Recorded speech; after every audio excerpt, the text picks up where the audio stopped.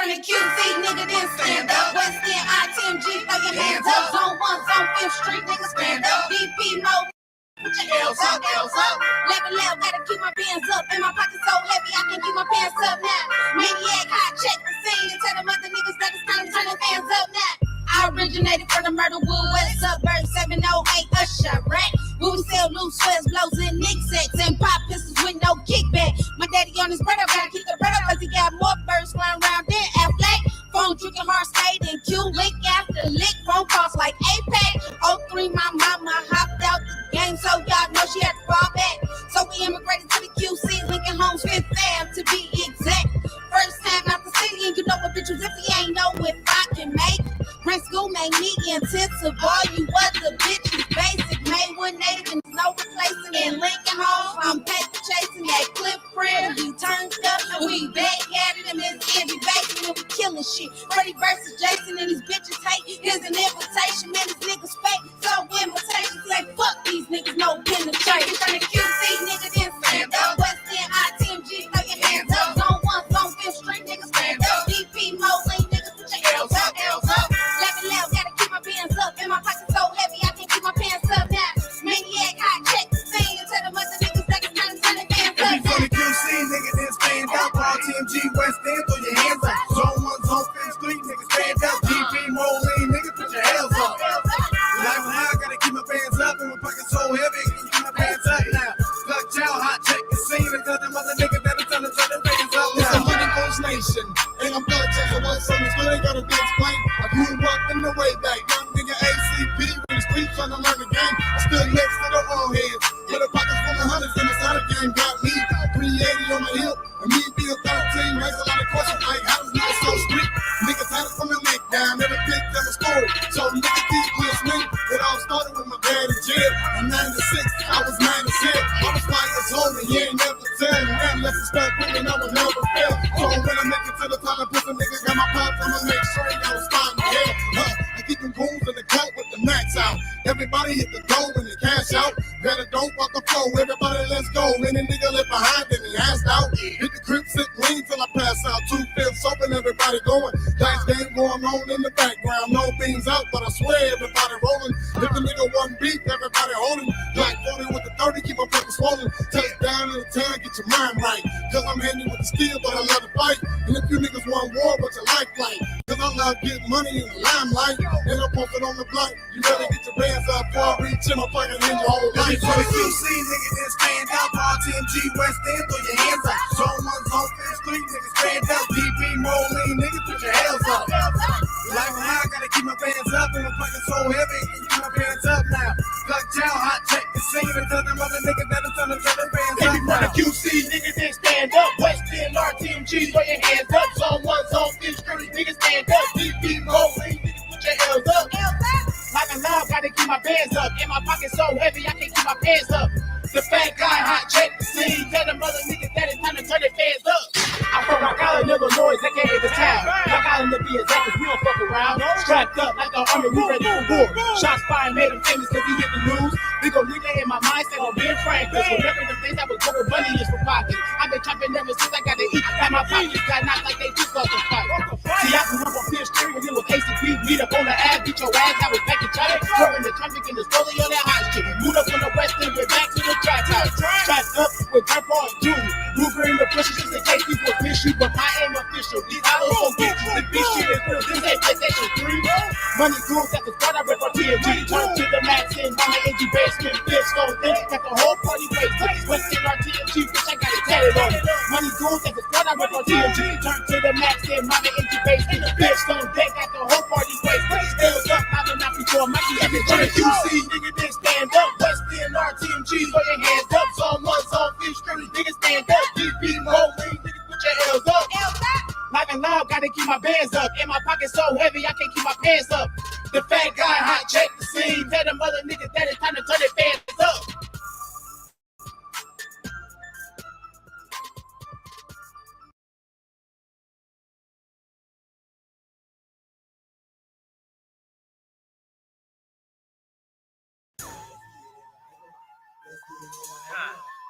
Yeah, I don't know what I mean. That boy, that dog, remember those? Yeah, we got another track, man. You hear me though? West End RTMG. Live, you know, sort of thing, shit thing, you know, keep the party going. So, next party I had, y'all play this. Y'all don't feel the vibe of this? Man, I don't know what the fuck you motherfuckers know. Y'all gonna learn real quick, you hear me? They calling me cause they know I am a block rocker. They calling us cause they know that we some hard setters. We the ones that you see jumping mid-crowd. RTMG and Weston, let's get it live and loud. Let's get it live and loud. Let's get it live and loud. RTMG and Weston, let's get it live and loud. Let's get it live and loud. Let's get it live and loud. RTMG and Weston, let's get it live and loud. We gon' get loud and we gon' get live. If you don't fuck with Nan Squad, you won't feel this vibe. So we gon' pop another fifth and keep the party moving. And you ain't on shit. If you ain't, you can be moving. We the type that keep it rolling at 7 in the morning. So if Mr. Cliff shut us down, let's get the basement going. Our TMG the main squad, so you ain't fucking with us. And West End some showstoppers, them go-getters. So you gon' feel us either other way, everybody knows. And if y'all quiet down, hit the stove before it close. That's the fucking thing. I know you hear my fucking team. They calling me cause they know I am a block rocker. They calling us cause they know that we some hard setters. We the ones that you see jumping mid-crowd. RTMG and Weston, let's get it live and loud. Let's get it live and loud. Let's get it live and loud. RTMG and Weston, let's get it live and loud. Let's get it live and loud. Let's get it live and loud. RTMG and Weston, let's get it live and loud. We live on 7th Street, we loud on 11th Street. Fuck it, we in the basement, you ain't even gotta drink it. Yeah, Big Mook up in the party, eating Krispy Kremes, rolling up a Swiss with me in the Weston going ham. Fifth after fifth, blowing on some fruity piff. Bitches saying I'm the shit. I'm a block record, shut shit down. Best believe, you know me, I'm from the fucking rock town. I'ma show you how to move, I'ma show you how to party. Fuck it, we live and loud, so I stay getting retarded. Hey, we loud, Gucci 2 time. My shirt off in the party, so I'm live, motherfucker. Hey, they calling me cause they know I am a block rocker. They calling us cause they know that we some hard setters. We the ones that you see jumping mid-crowd. RTMG and Weston, let's get it live and loud. Let's get it live and loud. Let's get it live and loud. RTMG and Weston, let's get it live and loud. Let's get it live and loud. Let's get it live and loud. RTMG and Weston, let's get it live and loud. we the ones that make the party jump, cause we live and loud. Before you try to test us, bitch, you better check them riders out. And if you brought your bitch, then you better not let her wander around. End up in the wrong crowd, she be passing dome out. Couple shots of Henny or some Remy on the goose chase. Couple niggas, couple bitches mixing, they get loose with it. Started on the West End and end up in the basement with it. Smoking on some loud, yeah, the loud. Ain't no ready nigga, the RTMG and West End, we act the donkey with it. Better not start no shit. 40 on the hip, who want a nigga? Cause we live and loud. Cause we live and loud. RTMG and West End, we turn the party out. They calling me cause they know I am a block rocker. They calling us cause they know that we some hard setters. We the ones that you see jumping mid-crowd. RTMG and Weston, let's get it live and loud. Let's get it live and loud. Let's get it live and loud. RTMG and Weston, let's get it live and loud. Let's get it live and loud. Let's get it live and loud.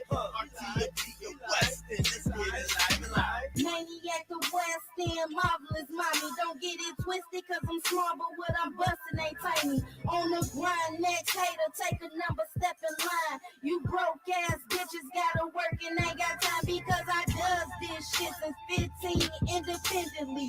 Book smart and street smart, this shit is academically. These hoes think they slick, but I'ma crack the gimmick. G, this shit give me butterflies. Know where hoes envy me. Maniac McGee, and I say it loud and proud. West End RTMG, and then we getting live and loud. Sitting on my feet, putting these niggas in the ground. Half killer, half beast, we only find them in the town. They calling me cause they know I am a block rocker. They calling us cause they know that we some hard setters. We the ones that you see jumping mid crowd. RTMG and Weston, let's get it live and loud. Let's get it live and loud. Let's get it live and loud. RTMG and Weston, let's get it live and loud. Let's get it live and loud. Let's get it live and loud. RTMG and Weston, let's get it live and loud.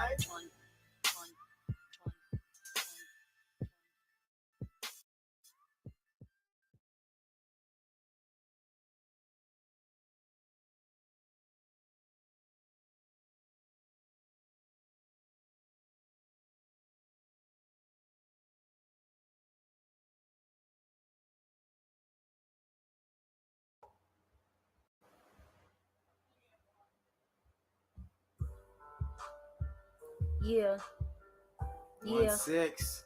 The 1-6 in Madison. Yeah. Check it. Yo, I wake up in my bed, my mama making that bread to stay on the feet and dodge the police in these streets. They making we selling the cocaine. My grandma, Uncle Johnny Robert doing the same thing. House full of drug dealers, I just watched in the perp. Them killers, it's never absurd. The real love story, cause 1-6, that was our territory. The whole block was our dormitory. We took it over from city to city by making that money. We got down to the nitty gritty while serving dubs and 50s in these streets. Do you feel me? Y'all know what I'm talking about. Just put your blunts up and now pull your lighters out. The 1-6. The 1-6, the 1-6 in Madison. I'm from the 1-6 in Madison. My rhyme is absolutely hard and truly. Niggas hate me, niggas move me, don't do me. I'm ultimately killing in my crevice. Yo, I'm a legacy. Your niggas wanna bang, well let it be. Niggas stun on me, but I don't front. You see, the name is Punkin' G. It's Black Out Boys and Company. Serving on 16 with the fiends roaming and niggas carry tone with the chrome. Had a better 9mm tape under the dresser with the hot bullet in your chest will show you the pressure. And my uncle and my cousin trying to get them a buster, but I could be the devil's angel with a pistol pointed at an angle. When I strangle, when I dangle, when I mangle you, make you lose water. From 16, and I'm a gangster's daughter. Learn to hurt a nigga, kill a nigga from inferior vena cava into your aorta. Cause I'm from Madison. If a nigga wanna get down, tell me what's happening. The 1-6, the 1-6 in Madison. We talking about the 1-6 in Madison.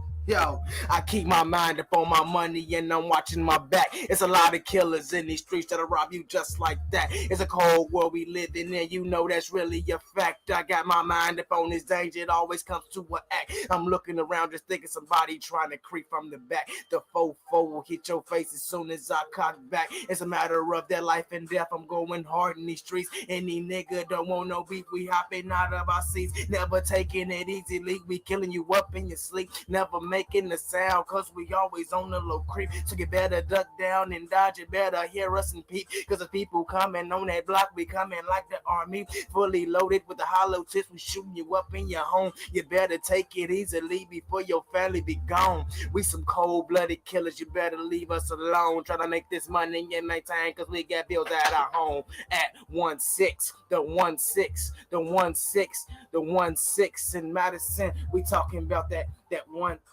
the 1-6 in Madison. I'm from the 1-6 in Madison.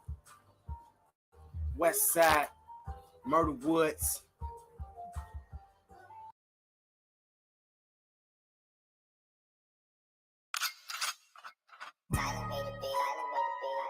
Miss Maniac.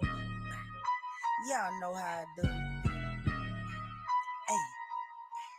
Hey,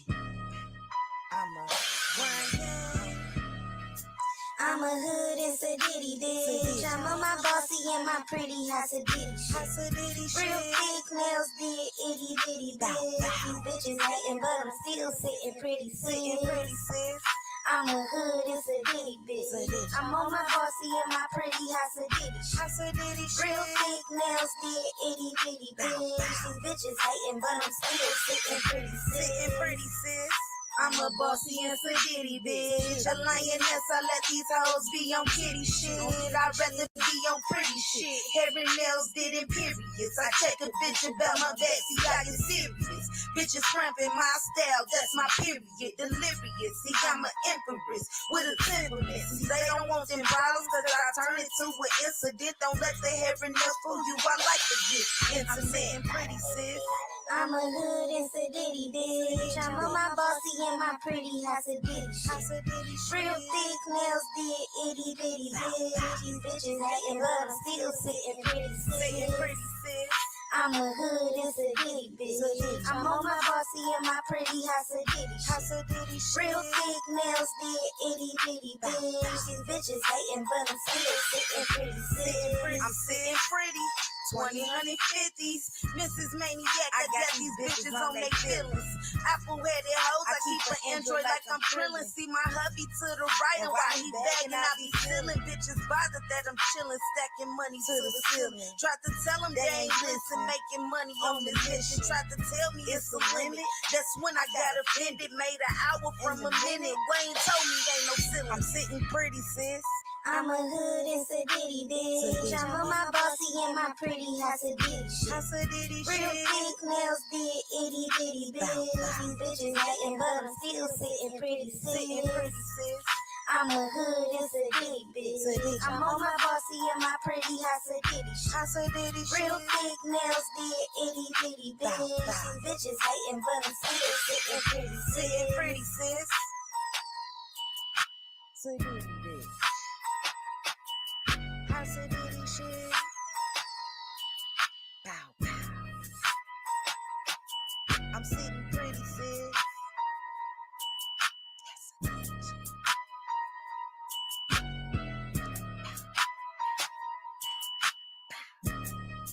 And I'm still sitting pretty, sis.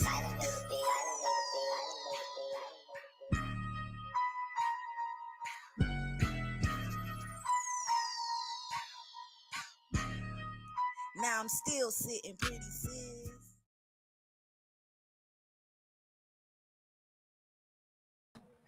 Shout out to my daughter. How's everybody doing tonight? One up for my co-host. He's supposed to be up here after the song went off. King Miller, what it is, my boy, my guy. How you feeling? I'm happy you here. You know, I had to give you that great wrench because I feel like you my dog. You feel me? So the topic we talking about is vulnerability. Are you scared to be vulnerable? That's the question I need for people to ask.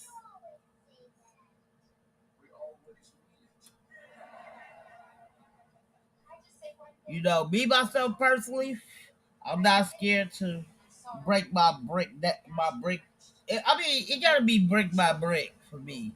My vulnerability. If I'm saying it right, I could be saying it wrong. It is what it is. But you know, I have no problem with it. You know what I'm saying? I don't mind putting myself out there. That's just my opinion. You know what I'm saying? Everybody has their own. I feel like hold on. Okay, there we go. I just want to take that down real quick. So how y'all feel about that? You know, about the title I had, like the vulnerability. I mean, are you scared to be vulnerable with a significant other? You know,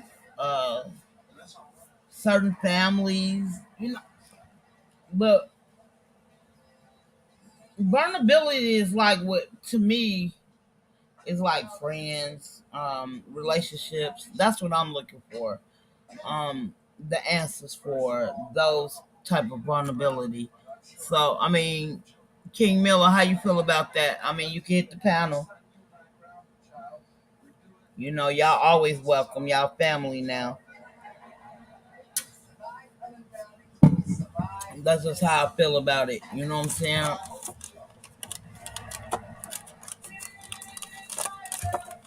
The thing is, I don't want people to think I'm vulnerable.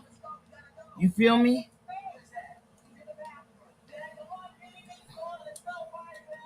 It is what it is.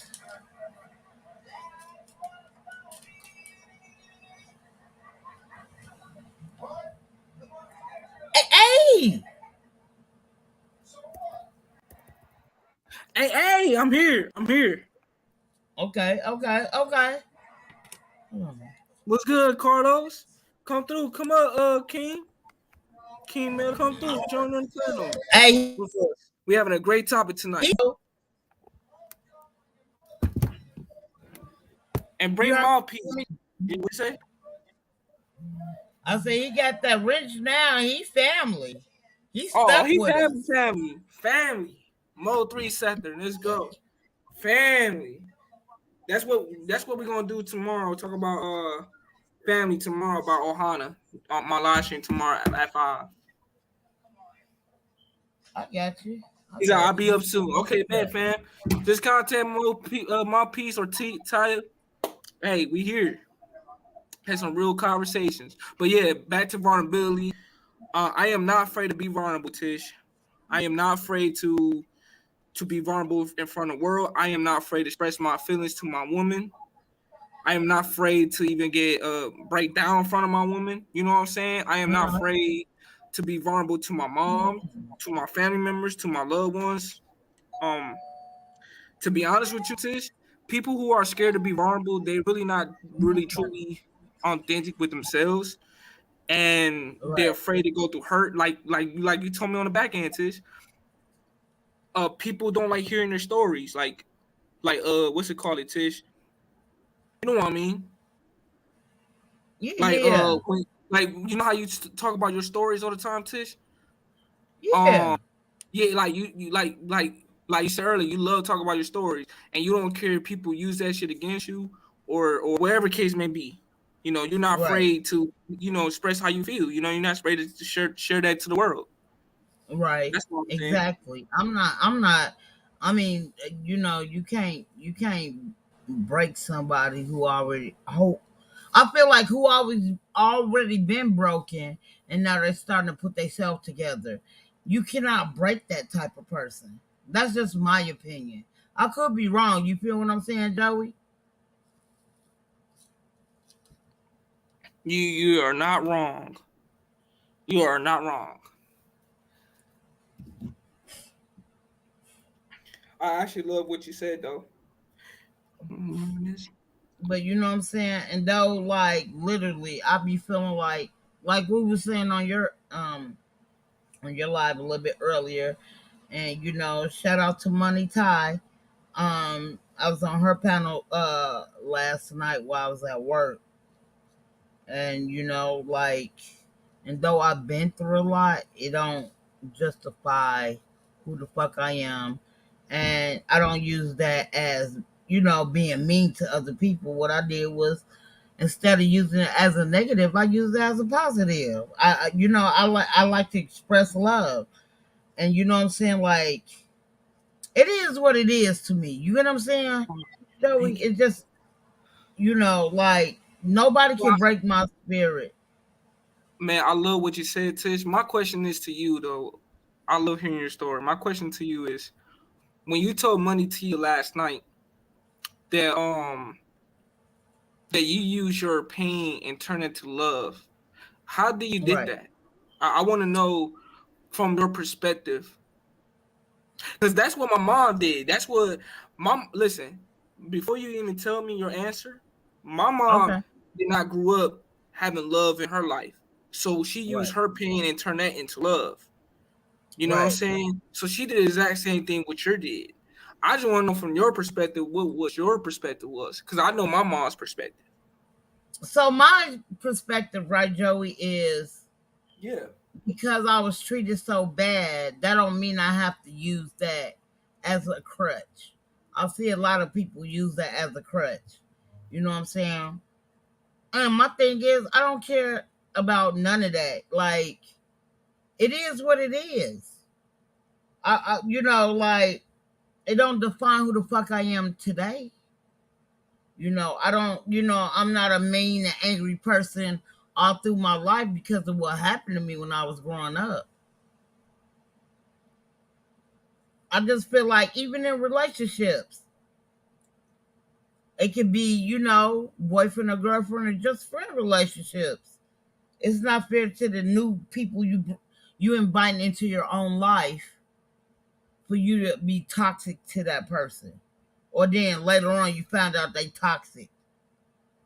That's not fair to that person.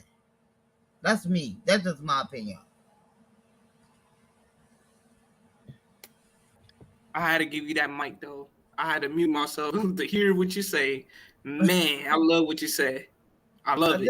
I just love people, and because of how bad I was treated growing up, again, that don't mean I have to use that negative. I use that as a positive, and I just spread the love. Okay, I got a good question. I got a good question for you. I got a great question. Since you have a daughter, right? There's a lot of young women out there that don't have a mom or a father or parents or any guidance or anything. What will you tell a young woman that's 24 years old or 20, that's young, or 19, right? Hold on, we got my boy. We got to bring him up. King Miller in the building. Hey, he's part of the family now. He can't dodge her. Oh wait, hold on. I gave you that ring. He's part of the family. Okay. Yeah, what's up, y'all? What's going on? What's going on, fam? Nothing much. How was your day, bro? My day was long, very long. Oh man, I ain't sleep for 24 hours yesterday, y'all. I finally went to sleep. Like, yeah, I was up for 24 hours. Me too. No, I told Joey I was going to lay down, but I was like, I'm laying down, but I can't close my eyes. So, man, I am never doing that again. It is what it is. So, how you feel about the title? I feel good about the title. That was good. It's a good title. Wait a minute. I need to know my brother's King Miller's mental health. How is your mental health? First thing you can answer that title. I'm sorry. Yep, you're right, Joey. Yep. My mental health is good. It's good right now. I got me some sleep. I had at first, earlier was, kind of bad, because, when you up 24 hours, your mental, your brain is all over the place. But now I'm back to normal now. Okay, cool. I like that. I just gotta make sure we gotta take our brother out. You feel me? Okay, so now you can answer that question for Tish. You got the mic, brother. I think the title is a very good title. For real. Because some people are vulnerable, some people not. Some people let people in, some people don't. Some people really, I think sometimes people are scared to let people know who they really is. You know what I mean? Because sometimes people don't let people in because they don't want to get hurt. But to have somebody know who you are, sometimes you have to get hurt for that person to know who you really is. That's how I look at it. I like that answer. How you feel about his answer, Joey? All I gotta say is this nigga God. Is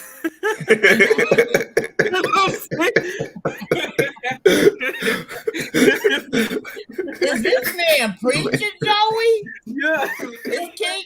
I see why his name is King Miller, bro. Yeah.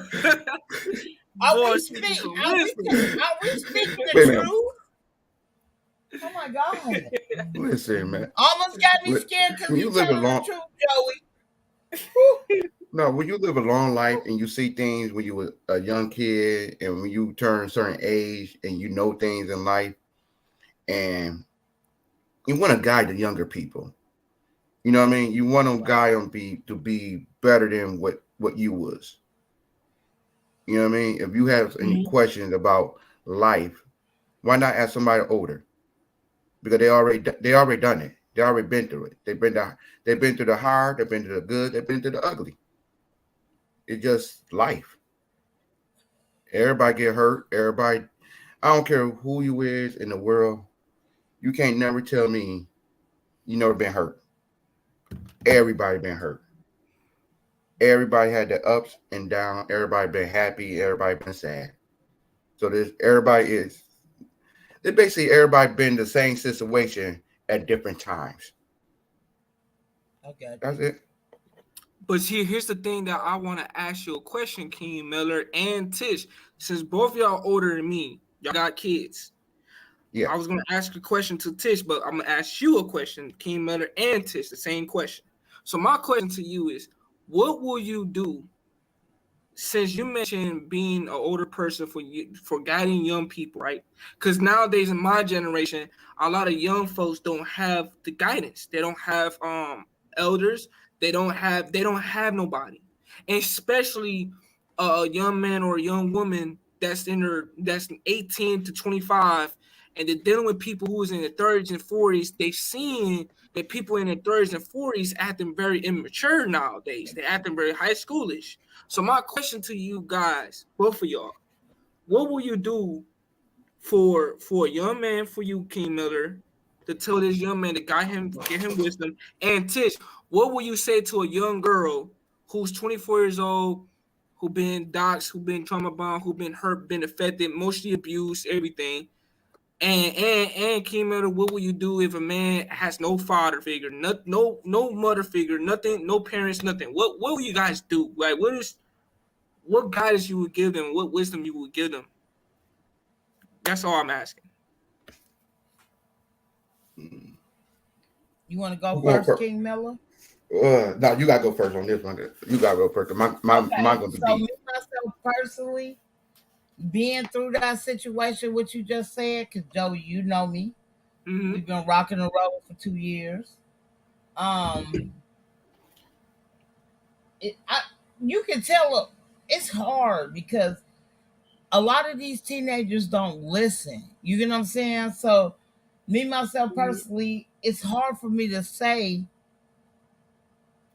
to a certain extent because, you know, my boys, my younger kids are boys. My oldest is a girl, and you know, like literally, I be telling my boy, you know, I think I would tell a girl the same thing is just, you know, whatever you're going through, like I don't know, I be feeling like God put you through, or you know, the higher power put you through so many struggles because they feel like you can deal with it. Maybe they don't feel that way, but you can deal with it, and that's what they used to tell me all the time as a female. Like, God would never give you nothing you can't handle. I'm like, but I want to pull my hair out. Like, bro, I'm too young to be going through this bullshit. But in the meantime, between time, learning shit from a younger person, from an older person, you know what I'm saying? That's we created the, you know, the Aquafina BBW that you see today. You know what I'm saying? Like, even my own family. I'm sorry, I'm my bad.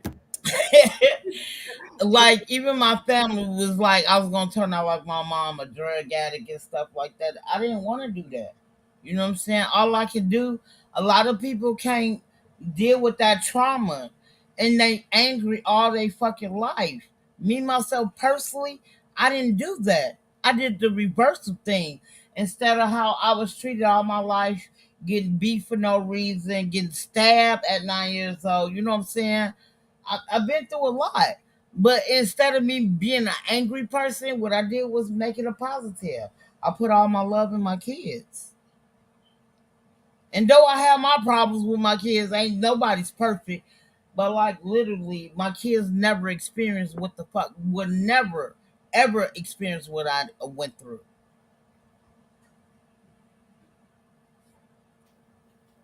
Okay, I'm upset because my blunt went out. Okay.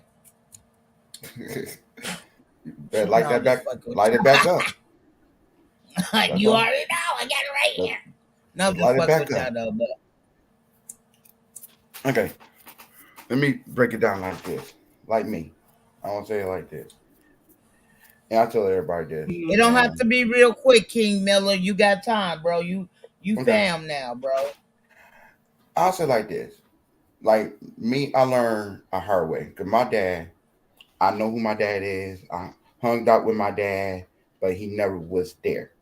So by him not being there in my life, it taught me how to be a better man, to be a better role model for my kids or anybody else. Like if a young man came to me and asked me questions, I said, listen, I'm here to listen to you. Because maybe you just need somebody to listen, instead of telling you what to do. You know what I mean? Have that the shoulder to cry on, like what's your problem, what's going on. Because sometimes people don't realize by you telling a young person what to do, they're not going to listen. But if you listen to that young person struggle and what's going on with that young person, that maybe that person does want somebody to listen. You know what I mean? Because we always telling everybody what to do, what to wear, what to go to school, where to work at. Nobody really want to hear that no more. People just want to like, listen, I want to talk to you. I just need somebody to listen how I feel right now. Tomorrow I might not feel like this, but today I feel like that today. I just need somebody to listen. And I'll say like this. With any young man, and they ask me any question, I give them the best opportunity I could give them, best advice I could give them. Because like you said, young people don't have no role models no more. And that's what kills me. Like you go outside and you look at them kids like, damn, that's why they act like that. They don't got no role model. They don't got nobody, no male figure to talk to. Nobody to, not gonna do it like, can I just talk to you for a minute, sir? And figure how can I better my life or my situation a little bit better. You know what I mean? Because you don't know what a person's household is unless the person tells you. You might think, because we look at it from the outside. We're not inside the person's house. So that person had to come to you and tell you how they feels. And the only thing you could do for any young person, give them the best advice that you know how. You don't got you don't have to walk in my shoe. Everybody say that was people. You never walked in my shoe. You don't gotta say that. That's corny. That nobody want to hear that. You never walked in my shoes. No, everybody's shoes are different. Everybody walks different. Everybody not the same. It's all about giving the best advice that you can give to somebody who's younger. Like I said, like this.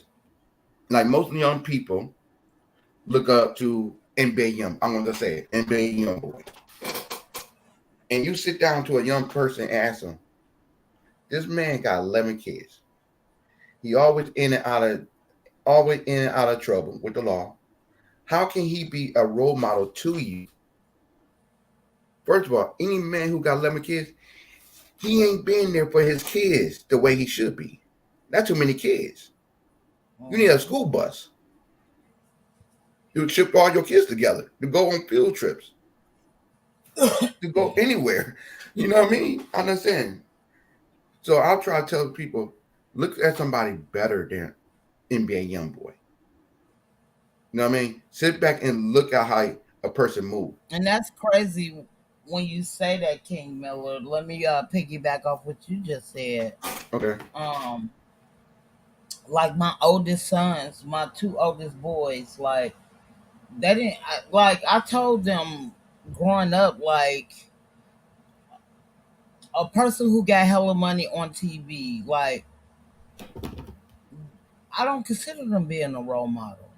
No. Because a lot of these models get all this money, they don't put back in their community like they should to be a role model to me, if that makes sense. You feel what I'm saying? So right. My two sons, I got a 25-year-old who will be 26, and I got a 20-year-old who will be 21 this year. And they always said they looked at my brothers and my cousins as role models. And though they're not that much of an age difference. You know what I'm saying? Yeah. That's how I look at it. That's how I look at it. Young people don't know what Joey. He sleep. Joey went to sleep. Can y'all Look. hear me? Hell Yeah, no, we hear- I ain't want to sleep. we hear you. No, y'all just some guys around Can y'all here. hear me? Damn. Yeah, we can hear Yeah, you. we hear you. Hello. You hear us? Joey, Yeah, I can hear you, Tish. can you hear me, Joey?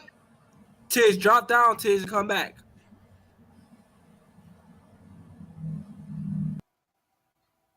Hold on, bro. Yep. Brother, Kim Yep. Miller, let me help her out real quick. Okay. Boom. Tish. Oh, this girl. God damn. Oh, she does the most. Can you hear me? Yes, we can hear you. We can hear you loud and clear. Tish. Tish. I don't think she can hear Mic us. check 1, 2, 3. Okay, hold on. Can y'all hear me? Yeah, we hear you. Yes. Can y'all hear me? Hello? Yeah, Yeah, we we can hear hear you. you. What's going on? Hold on. Let me put this. Let me see. Okay. I'm gonna put this. Maybe she can read it in the back chat. Yeah. Tish, read the back chat if you can hear us. Yeah. Thank you, brother Carlos. Yeah. Is that your real name, Carlos? Can y'all hear me? Hello? Hello? Yeah. Read the back Yeah. chat.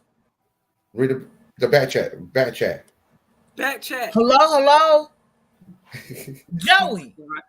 Tish, read the fucking back chat. I can't. Wake up. Hold on, let me call her. I'm gonna call her phone. Yeah, yeah, that would do. I'm gonna call her. Listen, I'm gonna call her black ass. You wanna hear me cussing her ass out? Oh snap.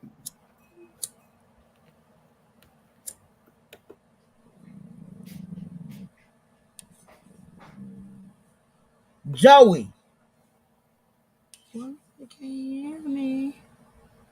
We hear you. We hear you. We hear you loud and clear.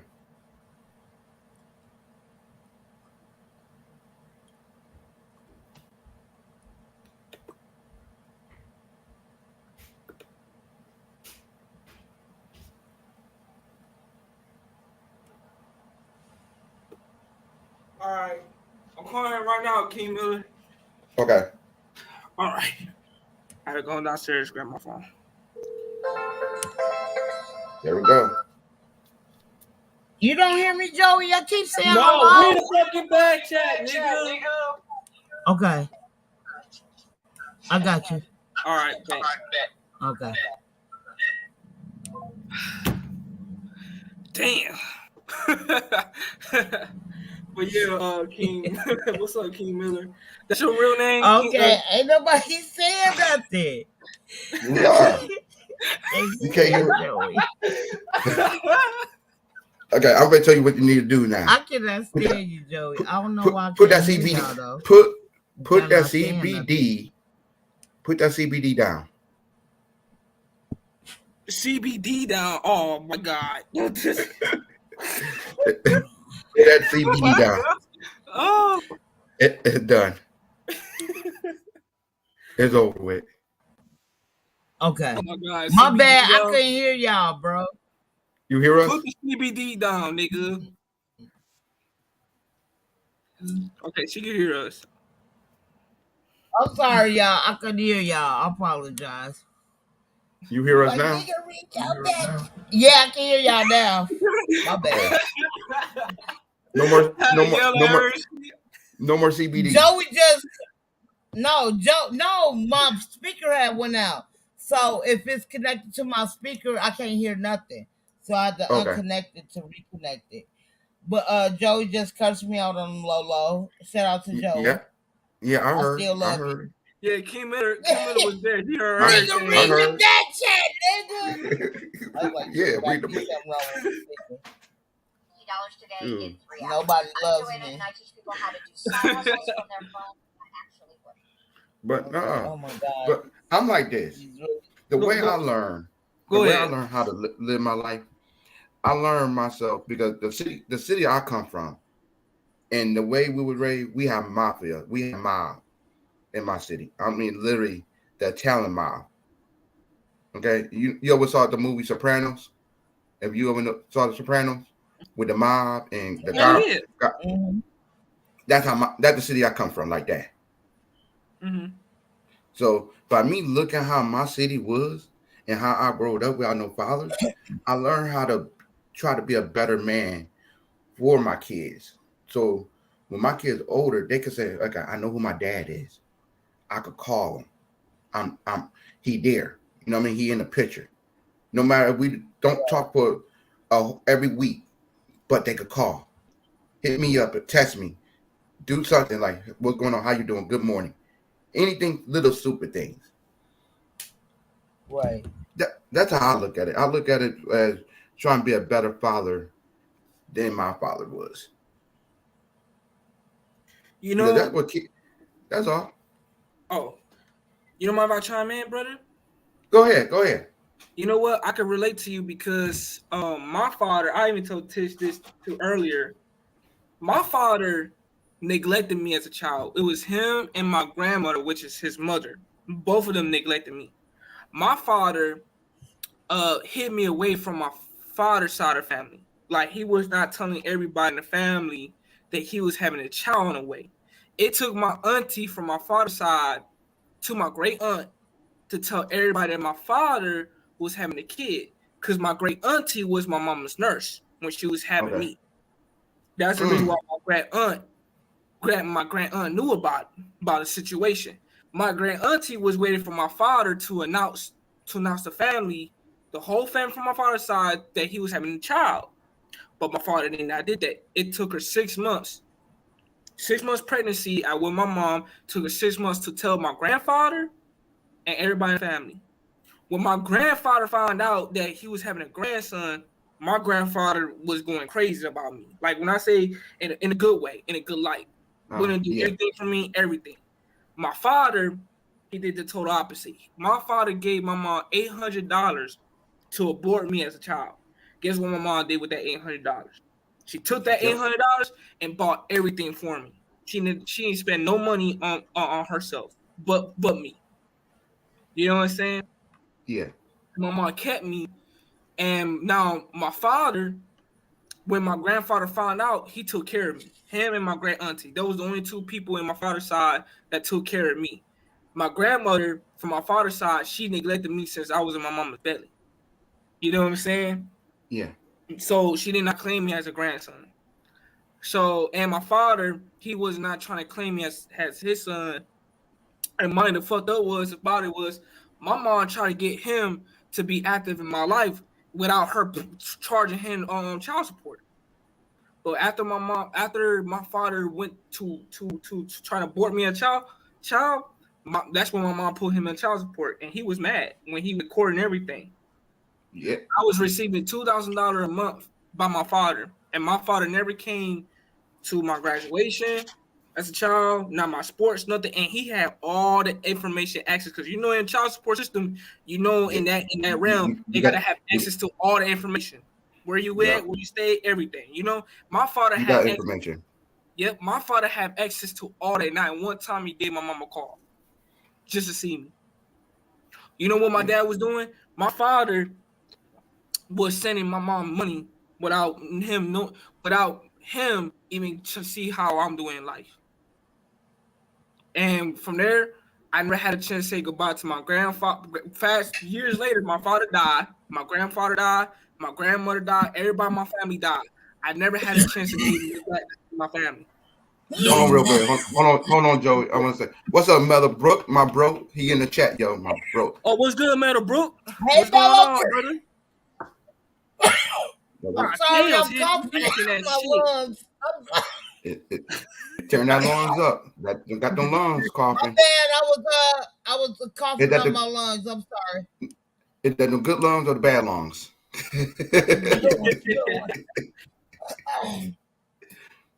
Oh my but God. yeah, King Member. So now all that pain that I went through as a son, I transmute that and I turn that into love now. Because I understood in life, there's a book that I read. It's called Mechanic Crystal. By Okay. Alexander. I forgot his author name, but it's by Alexander something. He's a black man. Wrote this book called the Matani Crystal, and it's a novel book too. You should check that book out. It's really good. And there's a quote in the book. He says, "I had to experience ultimate despair in order for me to experience ultimate bliss." And in my life, I use that quote to reflect my life because all the pain I went through, I had to experience ultimate despair in order for me to experience ultimate bliss.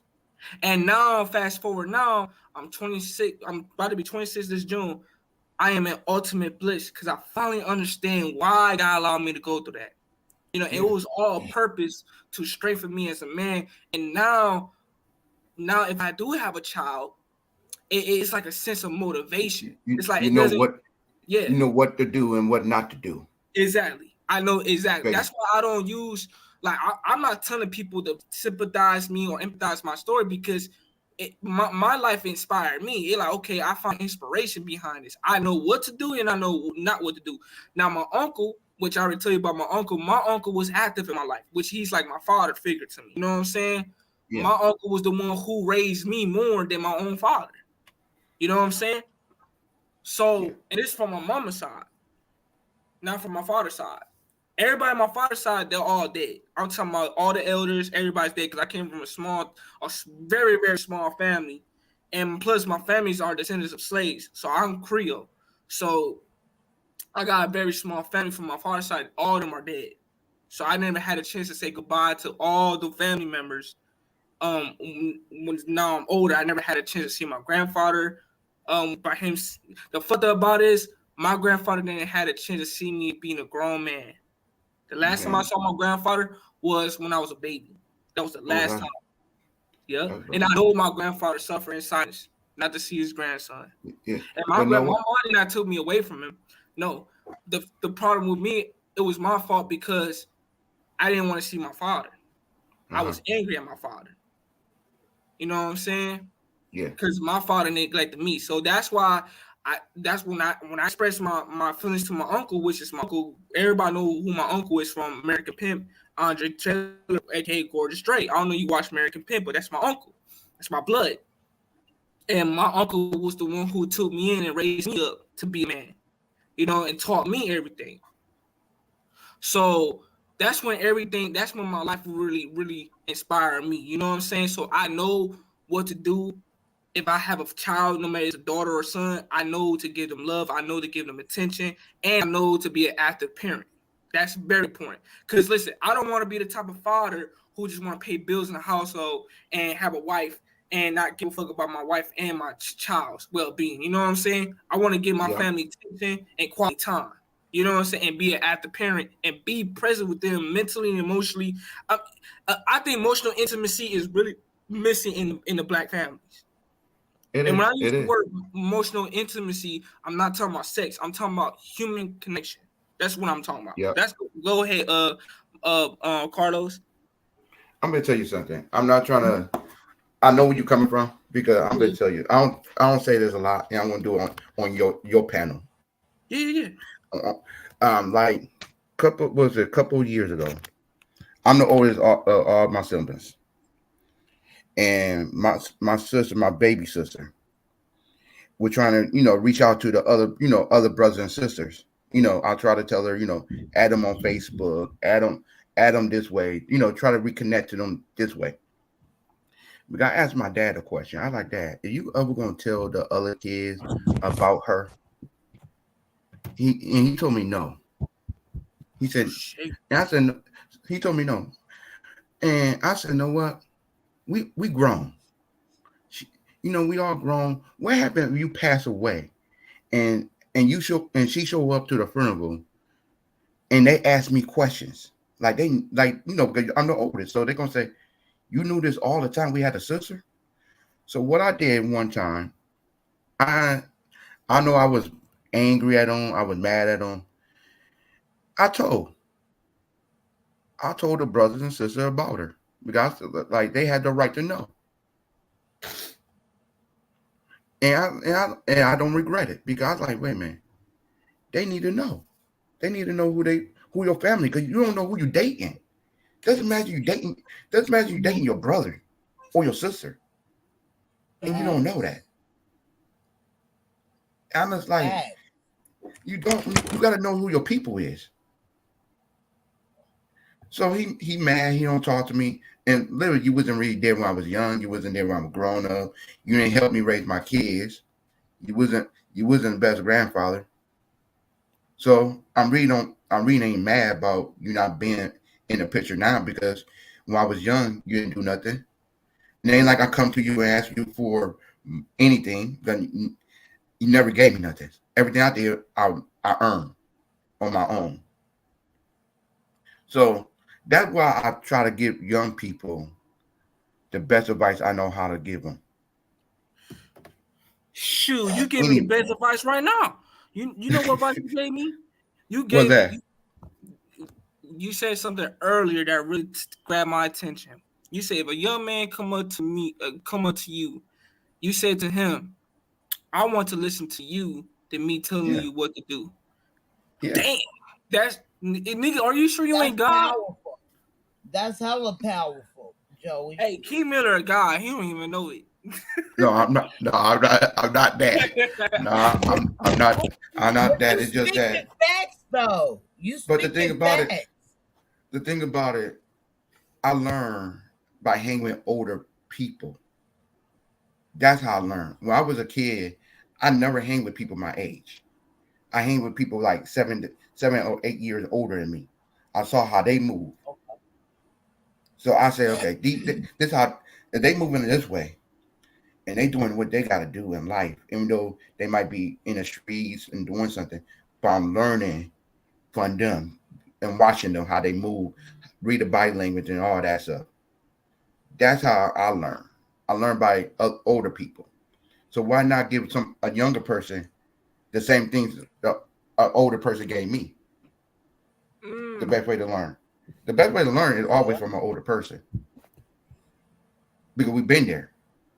I don't care what everybody has a different struggle. An older person been there, and sometimes young kids, I'm saying, it's hard to talk to them because they don't want to listen to it. But when they get in that trouble, they're coming to you. They want to see how to get out of that trouble. That's the time. That when you be there for them, when they come, when they time to need. Not when you want them. Not when you decide to go there. Wait till they come to knock at your door. Because soon later, somebody is going to knock at your door and ask you for some advice, how to get out of a situation. That's it. That's it.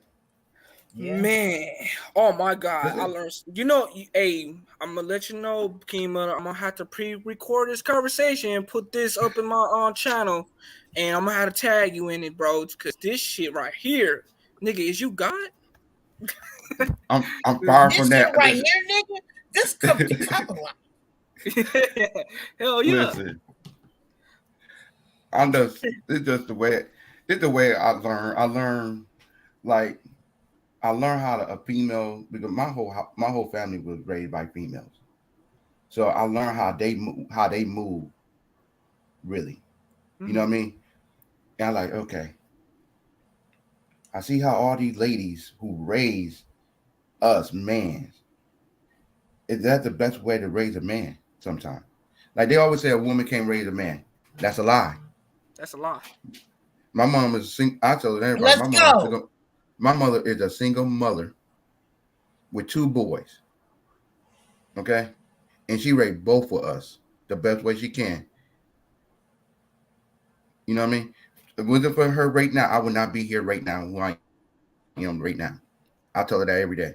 Even though certain situations me and her do argue about when I was young, that, you know, what I was doing stuff that I shouldn't be doing. But hey, I did it, but I'm still here. And look at me. I had like 4 opportunities to leave New York. And all the 4 times, I didn't take it until the last time. I said, you know what? This is the best time for me to leave. And sure enough, it was the best time for me to get out of New York.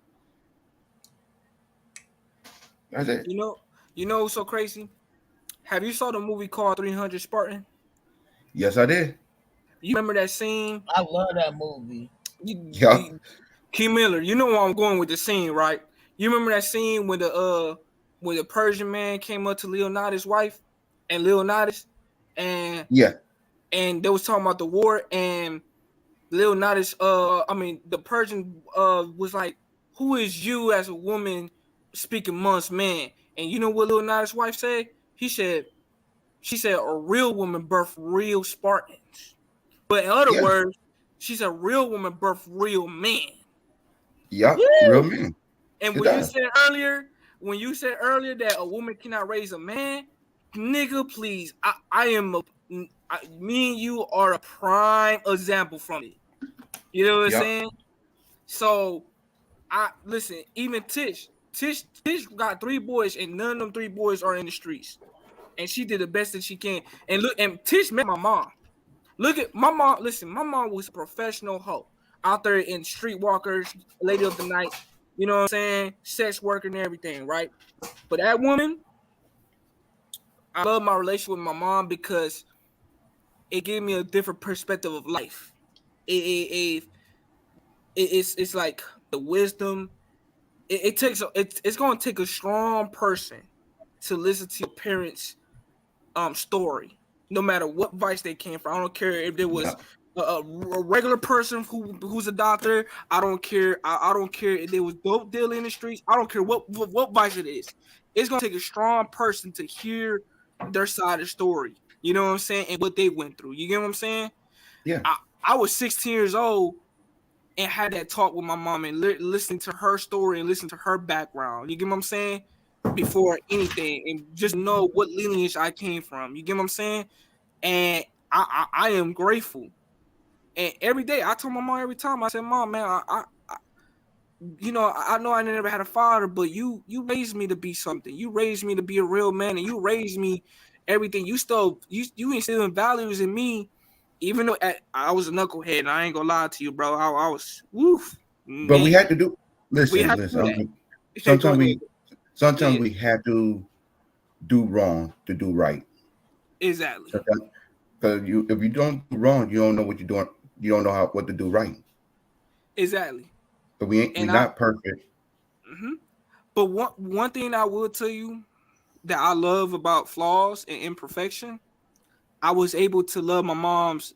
Me and my mom was able to have real conversation. I was happy that my mom provided comfort for me as a son, and she never forced me, but she provided that comfort, that source of comfort for me to talk about sex, for me to talk to her about how I feel about women, everything, even life, whatever subject it is, it was a comfort for me to go to my mom about everything.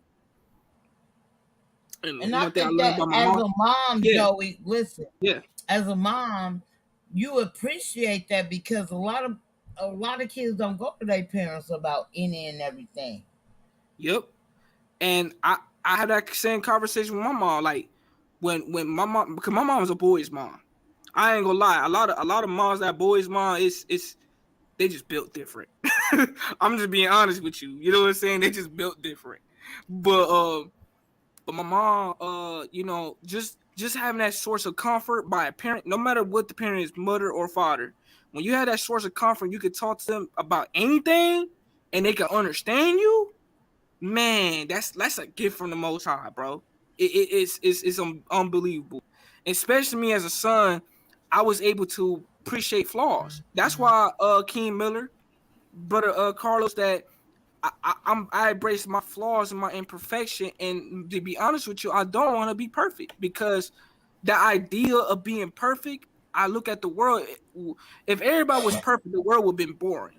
See, I'm a true believer that I feel like God created flaws because He knows that life is gonna be boring if everybody was perfect. Yeah. You know what I'm saying? So, but I think if you was perfect, you wouldn't be on this earth either. Exactly. Yep. Look at Adam and Eve, the story. That's a perfect example right there. But I feel like having flaws and imperfection is way more valuable than anything because I love my mom's flaws. See, there's a scripture and a verse that stick with me to this day, and I'm not religious. I'm spiritual. But God says love covers multitude of sins. And I'm like, damn. When you really think about it and you dissect the word and you just break that shit down, it just hits you really, really different. And I was able to experience that shit with my mom. You get what I'm saying? Carlos and Tish, like just knowing where I come from, what type of woman. Cause me, my background is very provocative. When I tell the world tell my story to the world, I tell everybody in the world. I said, man, I came from a womb of a prostitute, and whatever the world said about that woman, you know what I'm saying? That woman raised me, and look at what she meant. Cause I look at her as my mama, and my mom could be a doctor. My mom could be a regular girl. Still, it doesn't matter who she was. Doesn't matter what field she was in. Listen, my mom couldn't be a doctor. I would still feel the same way about my mother. I said that's still my mother at the end of the day. That's still my mom. You get what I'm saying? Look what she birthed, bro. Yep. Look at you, bro. You only 25 going on 26. And you smarter than motherfuckers our age. Let's make this clear. Let's make this clear. You feel what I'm saying? Like, when I talk to your mom, all I can tell her is thank you, thank you, thank you. I mean, I got my own 3 boys. I'm proud of them. You know what I'm saying? But just to meet you on the airwaves of being on YouTube, you as well, King Miller. You know, you knew. But me and Joey always compliment each other. We always, tell each other how we feel about each other. That's why we so close. Because I don't have a problem with saying, yeah, he's 25. He's the same. Him and my son was born the same year. Let's make that clear. But his intellect and what we talk about, or what I'm thinking of as as being a whole 20 years older than him, and that man just coming with bombs and fire, like, bro, where you get all this, The knowledge all this knowledge from? And then when he tell me his mom and how he talks so highly about his mom, regardless of what his mom been through, like she was there for you. Like I was telling Joey one time, my mom was a crackhead. Mm-hmm. And I saw my mom smoke with other crackhead moms. But when it was time for them to leave and go, take care of their kids, they was there. My mom didn't do that. So yeah, I was jealous. Who would be jealous? Like, how my mom gonna smoke and don't want to care about me? Yep. You know what I'm saying? And I see these other crackheads, and and I used to tell Joe, they'd be like, yo, mama. I'd be like, okay, what are you saying? Your mom too, because your mom was downstairs smoking crack with my mom. What are we talking about here? You feel me? I always was like that. You feel me?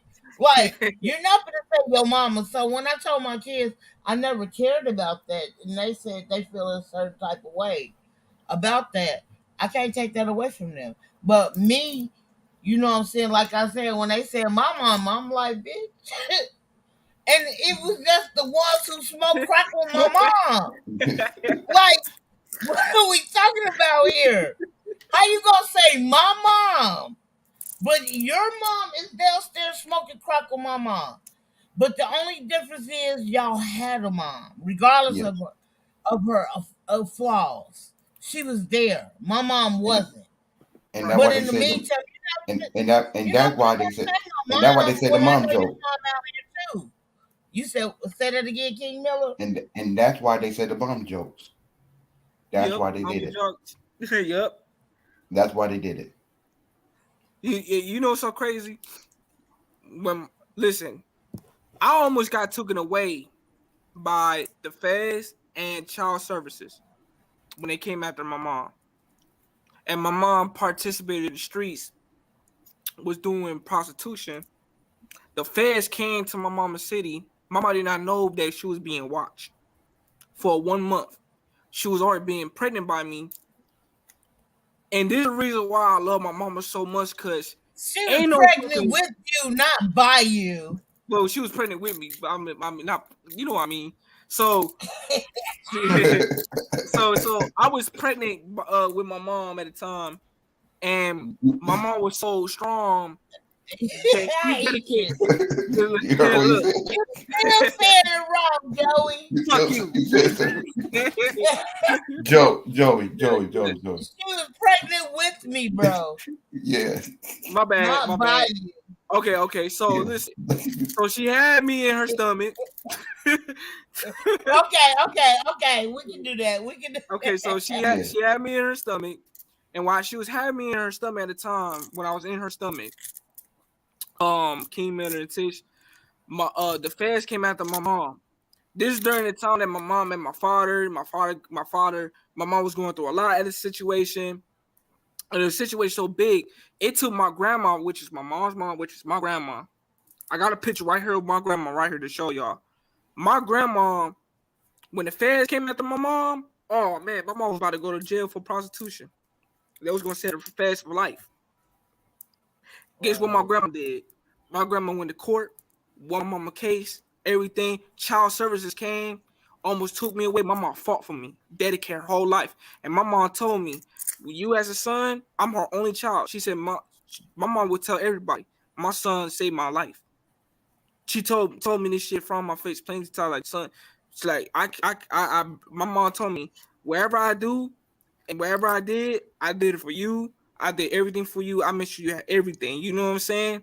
And my mom dedicated her whole entire life just to make sure I was good. Cause I ain't learned how to read when I was 10 years old. King Miller. When the reason why I was so intellectual right now, brother, cause I was so jealous of the kids, all the black kids, all the honor students who knew how to read and write. And I didn't know how to read and write until I was 10 years old, because at the time, my mom was trying to find a babysitter, find a teacher. The school system looked at me like I was more dysfunctional. They looked at me as a failure kid, so they didn't want to help me. So my mom was frustrated. You know what I'm saying? So, and until I met my teacher, Miss Cheyenne, who was my mentor, who taught me how to read with my hands, with my right hand, I want to be smart and I want to be intelligent. I was more inspired to be a young, intelligent black man. When Huey P. Newton learned how to read at 17 and he self-taught himself, that inspired me more than anything in life. The streets did not inspire me. What inspired me is I want to be intelligent. That's why I'm intelligent right now. And I love to read. You know what I'm saying? Because I always wanted to learn how to read. But my mom, you know what I'm saying? When child services, the feds came, everything, my mom almost, listen, if it wasn't for my grandma, I would never saw my mom ever again, bro. And that's why I love my grandma. Despite what grandma did in her life, my grandma saved my mama's case, my mom won case, everything, because my mom was about to serve life in the motherfucking pen for prostitution. So that's something that gets to my mind saying, you know what? I'm grateful that the Most High was with my mom and my grandma. And my grandma made sure I was good. You know what I'm saying? Right. So that's... Yeah. Yeah, go ahead, brother. Oh, go ahead, Keem. I'm sorry, I didn't mean to cut you off. I'm going to tell you something. My situation was like that a little bit. I remember one time I was in school and the teacher told me this. And I proved the teacher wrong. Said I would never be nothing. I would never have a job. I would just be running the streets. Oh, I had to. All my life. I looked at the teacher. I'm like, you don't know what I could be. I like that though. I like that. I like how you told me I wasn't gonna be nothing, but I became somebody. Right. You know what I mean? Sometimes you need them words when they downgrade you. You know what?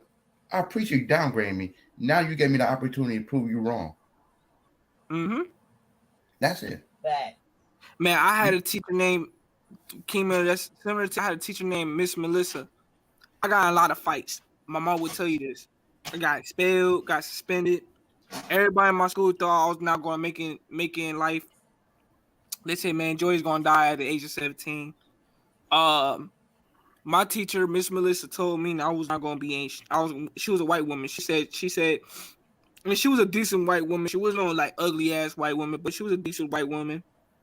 And she told me right in front of my face I was not going to be shit. And me, it motivated the fuck out of me, because back in my mind, I was like, man, who this white bitch talking to? You know what I'm saying? So it made me feel motivated. Like, you know what? I'm gonna prove you wrong. Then You know what I'm saying? Fuck that. Cause and the reason why she said it to me, cause I throw a snowball at her office and shit just to get expelled from school, and that's what really happened. But anyways, so so that's the reason why. And my mom would tell you the whole story, cause when there was a principal named Mr. Bill, who's a white man. That white man called my mom, and my mom came to school, and that white man told my mom, I said, your son, because I in school, I did not went to the best schools. I didn't have a chance to go to all the honorable schools, none of that, because I had a bad record, I had a bad reputation. Those opportunities was over with. That was in my 8th grade year of King Miller. And that was like fucking plus like 14 years ago. No. Yeah, no. 9 years ago, like 10, yeah, about 10, 11 years ago, right? Boom. Yeah. So, anyways, my the principal told my mom everything, what happened, boom. I told the principal straight up from his face, like my mom would tell you, like, shit, I don't give a fuck. When he told my mom, oh, I'm expelling your son, and he give me 90 yards of restraining order on me. I got something worse. I got something worse than that. Ooh, Yeah. this worse. Go ahead, bro. I remember one time, I was a youngster, and I was doing some stuff in school. And back in the day, that you know how they come do welfare check, you know, see how the household is, right? Yeah. Mm-hmm. And my mom told these white people, like, his bag is right there at the door. If you want them, take them. Get what these people did? They didn't take me. They didn't take me. Because they didn't realize this woman was right. Like, if you really want him, take him. If you can do better than what I'm doing, take him. Mm-hmm. But they didn't take me. But the thing about it, though, with the situation with that, though, she was telling these people that I got this at the end of the day. That's what she was trying to tell them. And I guarantee that what they would read, like, yeah, she ain't playing. We better leave. She got this. And they left it alone. Real true story. I will never forget that. She told these people, if you really think he that trouble and you could do a better job than I'm doing, prove it to me. Take him. And they knew they didn't take me because they knew they couldn't do a better job. That was the whole thing of it. They knew they couldn't do a better job than she can do. For being single. That's all. Man, look, I be hearing dudes say single mothers produce weak men, and I don't believe that, because that's why I be hearing on the internet. And when I look at your life and my life, bro, it's so damn relatable. It's like, damn, it is. Our moms really did the best that they can to make us to be real men, to really do, and they did the best they can. Yeah. And the thing about this, though, even though my mom don't call me every day, but only why she don't, because she always say, "You always working. I never could catch you. You just work. When she called, she said, "You at work? I gotta let you go. You working? I gotta let you go." Mm-hmm. That's it. I like, because my mom didn't really. My mom was, you know, she wasn't really into the work situation when I was young. You know what I mean? Mm-hmm. She had a job. We didn't go hungry. We always had a place over the roof. But this woman made sure that we never got evicted. We never was poor, but wasn't dirt poor. If you know what I'm talking about. You had a struggle food. Yeah. You know what I mean? Yeah. But the thing about it, by her struggle, and I was seeing her how she was struggling, I like, now when I get older, I want to make sure I don't have to struggle the way you had to struggle. And I don't want my kids to struggle like you had to struggle.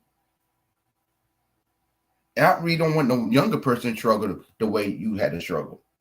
That's why I try to give any young people the best advice I know. Because I lived it. I lived through the ups and downs. Where I'm gonna get my next meal, at. I was there. I really was. But hey, I'm doing it now. I'm not successful the way I want to be successful, but to me, I'm successful. I don't care what anybody said. I did everything I could in my life. If I don't wake up in the morning, I can at least I say I did everything possible I wanted to do. Live. I traveled the world. You name it, I've basically been there. I traveled every state in the United States almost. Mhm. And I did that. And my mom, they never had, to this day, my mom still don't drive.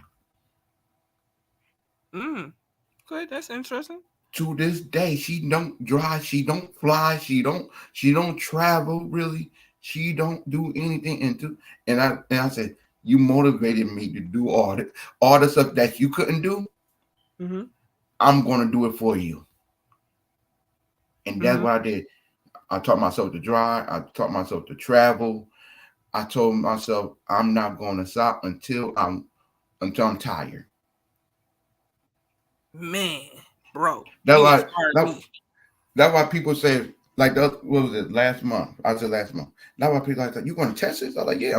I got up and got in my car and drove to Texas. Hanged out with Meadowbrook.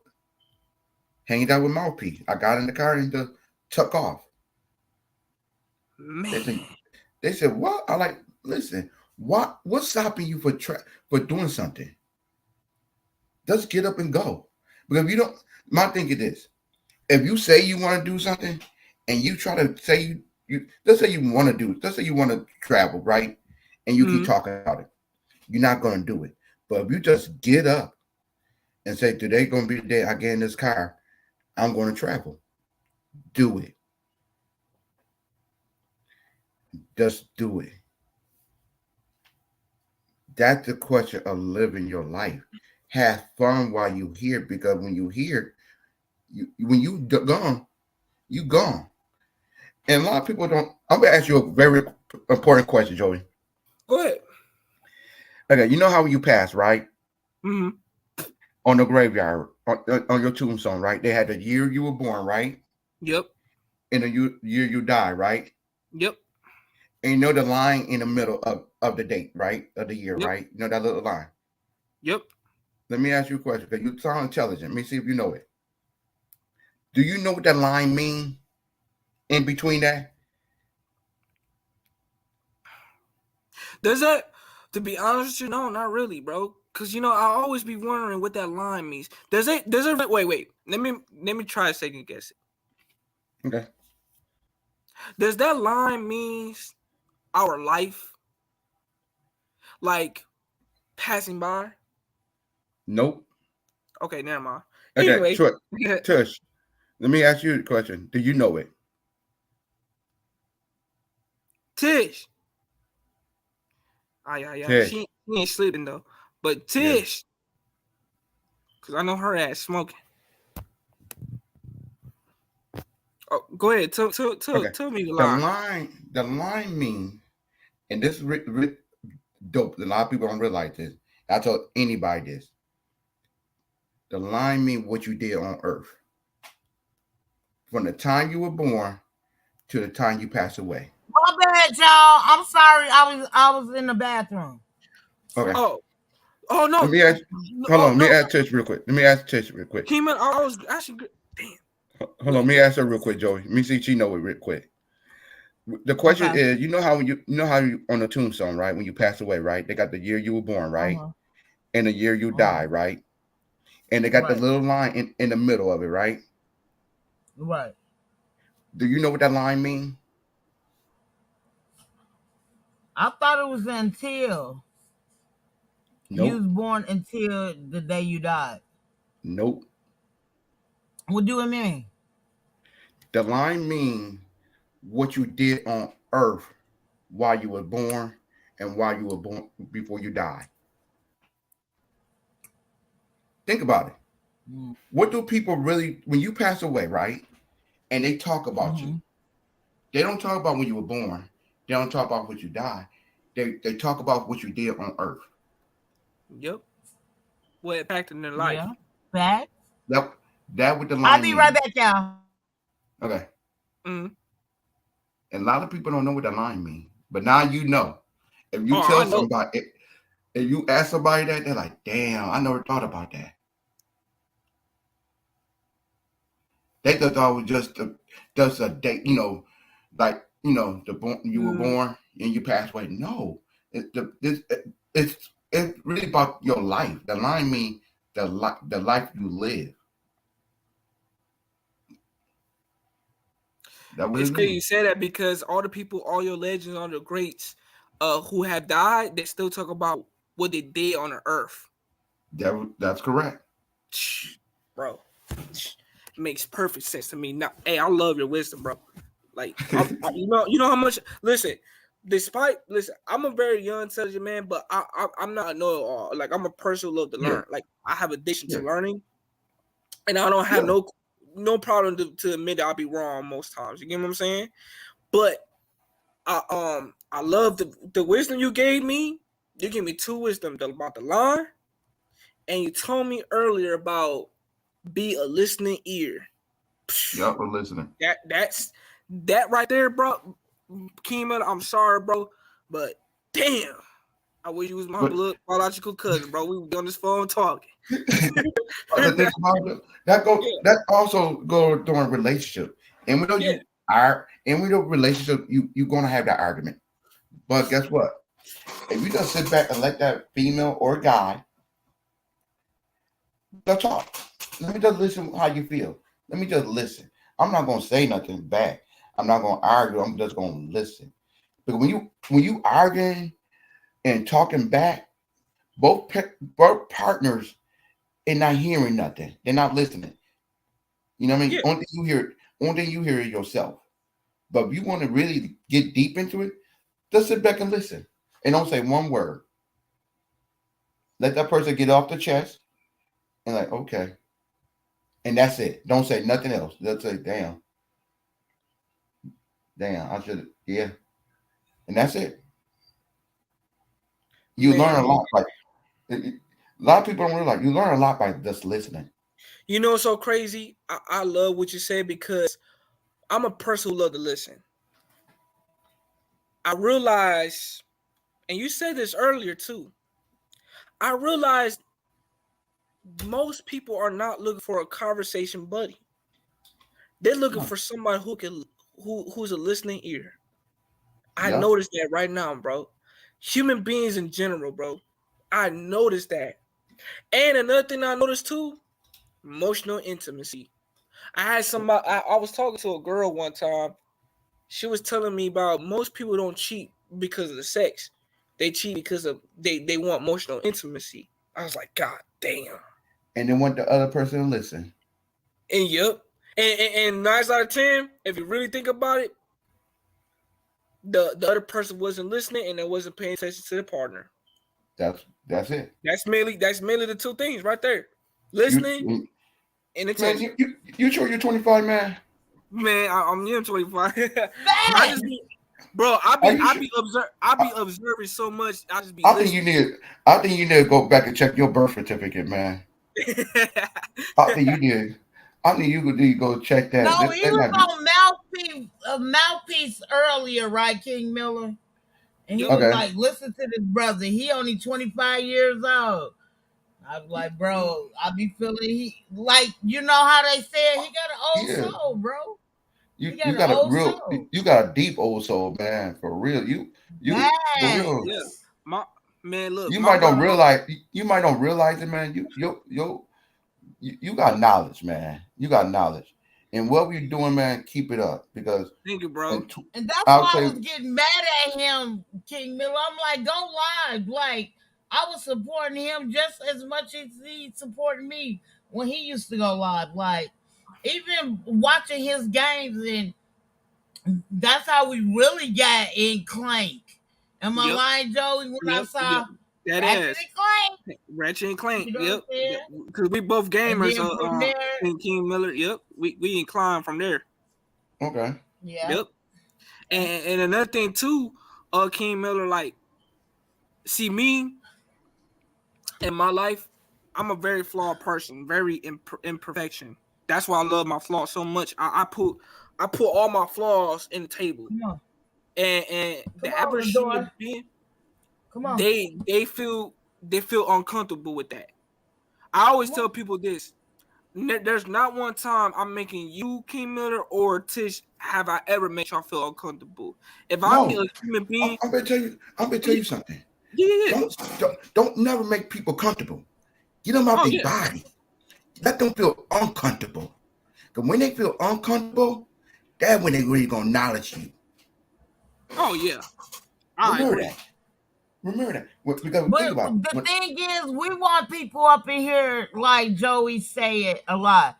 We want them to be comfortable with uncomfortable conversations. Yeah. To make, you know what I'm saying?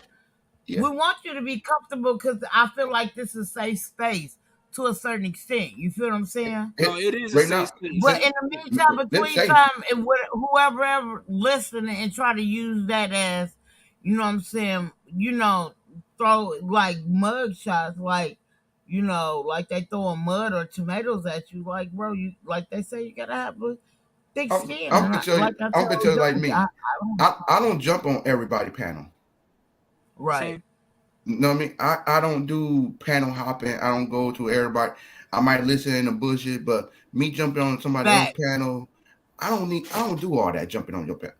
So when I got on your panel, I felt comfortable, relaxed, no, like grown people, like literally grown adults. I'm a thug, King. Don't do that. You gonna make me cry. I'm a thug, bro. I'm a thug. No, you ain't no thug. No. Hold Hold on. Let me tell you something. Bro, you used to be a thug. Fact. Okay. Fact, okay. Okay. I'll let you have it. I'll let you have it. Okay. Think about that. See, are you doing the same? Hold on.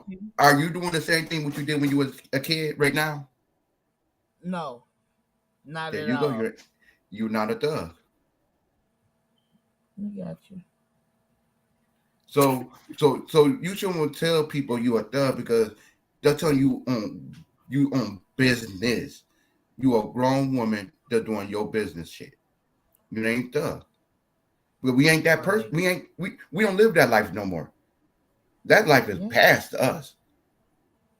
Yep. You know what I mean? That's why I tell any young person, if I do a crime right now, the age I am at right now, I'm looking at life. That's how you look at life. Because I'm gonna make sure, because I'm too old to go to jail. I've been there. I'm too old now. I'm grown. That's a life sentence to me now. Why would I want to put myself in that predicament? Yep. That's it.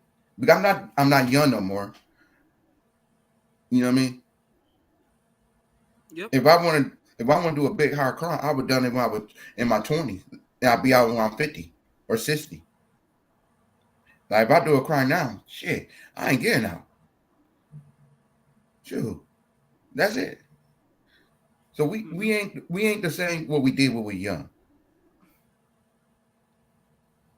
That's how I look at it. So when you say you're a thug, don't say that. Because you ain't doing, because you ain't knocking nobody in the head now, are you? you ain't selling dope, are you? You ain't robbing nobody. But Kimmy, when she means she a thug, she's saying in jokingly ways sometimes because she. I know. I know she is. I know she is. She still. What she trying to say? She still got it in her. Yep. Like if you come across the wrong way, it's still there. Yeah. Mm-hmm. It's always gonna be there. It's just like riding a bike. You never forget how you ride a bicycle. Yep. Never forget. Right. It's still there. Right. That's why I tell people I don't argue because I know me. I know what I'm capable of. Right. Mhm. So I don't got time to argue with you. I don't got time to yell at you.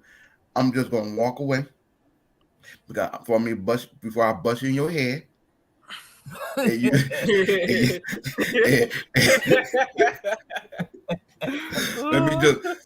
let me just walk away a little bit because I know me. I would do I would let me just see you. I'm gone.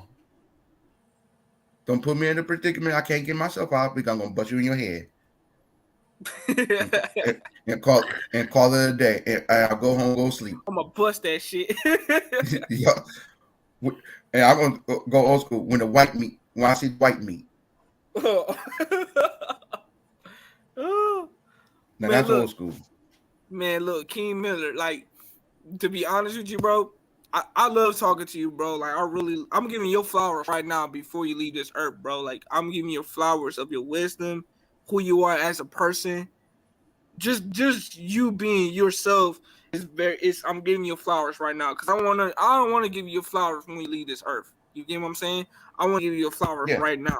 You feel me? Because you inspired me as a young man. Because me as a young man, like, for example, I come from a pimple hoe condition, right?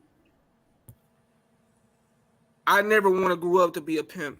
I never grew up to want to be a player. I always want to be a square. Always. I always look at the square folks like, man, y'all living a peaceful ass life. I'm trying to get out the streets. Fuck this shit. You know what I'm saying? Yeah. And I don't care what brothers and sisters out there make fun of me about my life decision I want to be, because if I'm out in the streets right now as a young man, do you know they're gonna give me life with no parole? If I commit any crime? Yeah. And I'm talking about me being young. I'm 25. If I commit a crime right now, a hardcore crime, they give me life with no parole. Yeah, because they ain't playing no more. They're not giving me no 15, 20, 10, 20 years. No, they giving me life. And me, why should I throw that shit away as a young man? Yes, of course, a lot of dudes of my age, they want to be players, all this type of stuff, boom, boom, whatever the case may be. They want the validation, approval, to feel like they're somebody. Man, look, King Miller, I think the mother that I had, cause my mom told me something a long time ago, not to be like none of them fools out there in the streets. And all I did when I was a kid, right? People used to ask me, Joey, man, where you want to grow up to? Who you want to be like growing up, Joey? I used to tell them, I want to be a real ass nigga. You know what I'm saying? That was my dream. If a girl asked me who I want to be in life, King Miller, you know what I'm gonna tell that girl? I'm gonna tell her this. I'm gonna be a real ass nigga. That's my dream life. You know what I'm saying? I never listen. I never was the jock nigga. I never was the player type nigga. I never was the popular nigga. None of that. I was growing up. I was the fighter, and I was I was actually the one most unique kid because my mom called me mute. I still eat cereal with cups because I don't eat cereal with plates, and I eat cereal in the bathroom using my speaker with the bathroom sound booth because I feel like the bathroom is like a fucking studio in that bitch because the fucking walls is like a fucking frequency of sound. So I be in that bitch, you know what I'm saying, eating my cereal, listening to music and shit, you know what I'm saying, chilling, and I be in the floor chilling, eating cereal. My mom always told me that, man, son, man, you are a unique kid, you know what I'm saying? And you're one in a million, because the way you thinking, you're one hell of a mind. That's what my mom always told me. And my mom, growing up, I never want to fit in. I knew in my heart when I was a kid, I felt different. I just like, man, something about me now. I just felt different. You know what I'm saying? I felt it in my spirit. I mean, I'm different. I ain't built to fit in with the world. I ain't built to be a follower. I remember my teacher, Miss Perrault, King Miller. She back in 5th grade, she taught a class that either you'll be a leader or follower. I still remember that in class to this day. And I remember, I'm sorry, go ahead, brother. I'm gonna tell you something like this. I was always in trouble with authority. I didn't want to listen. We were fighting every week. I would get suspended from school. So in gym class, the high school wrestling coach came to the school. I was in middle school. I said, "No, what? Let me do this, y'all. I'm gonna tell you something. Wasn't for wrestling, I would not be here right now. I did football, I did track, I did wrestling in school, but wrestling saved my life because it made me I could hurt people and don't got to worry about the consequences. Mm-hmm. So that one sport saved my life. Mm-hmm. Yes, I ain't gonna lie, I was a jock, but I want to be the right jock. Not I was in the jock like bullying people in school, nothing like that. Mm-hmm. I did it because wrestling was my out. You know what I mean? I always was fighting. So I said, you know what? Let me get my anger out the best way I know how to do. And I was good at it. I was the best in the school. Mm-hmm. But That's that one dope. sport, I tell that to anybody. Wasn't for wrestling, I think I've been locked up a long time ago. Long time ago. Mm-hmm. And people are like, you for real? Like, listen, you guys, my mom, she could tell you, she got tired of them calling her.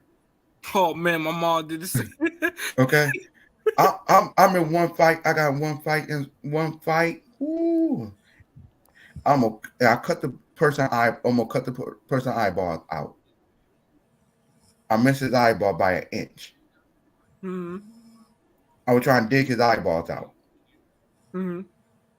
And I ran home, locked the door. I like, I'm about to go to jail. I'm about to go to prison. I'm about to go to the murder, about to kill this person. Mm-hmm. I like, you know what?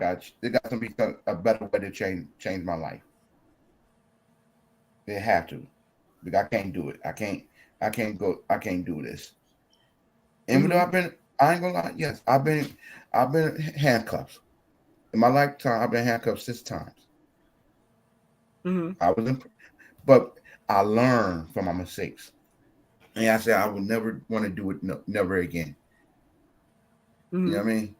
Yeah. And that's why I'm who I am now, because I experienced that hard life. Mm-hmm. And that's why I could give younger people some. I might not give you the best advice. You don't gotta take it. You don't gotta listen. But Man, guess you what? give me the best advice right now. I'm sorry. But Sorry. at the end of the day, you got the advice. It's up to you. It's up to you what you want to do with it. Oh, I already know what I'm gonna do with that advice. Trust me. You gonna see me apply that shit right now. Starting right now. Hey, fire. I'm sorry. Go ahead.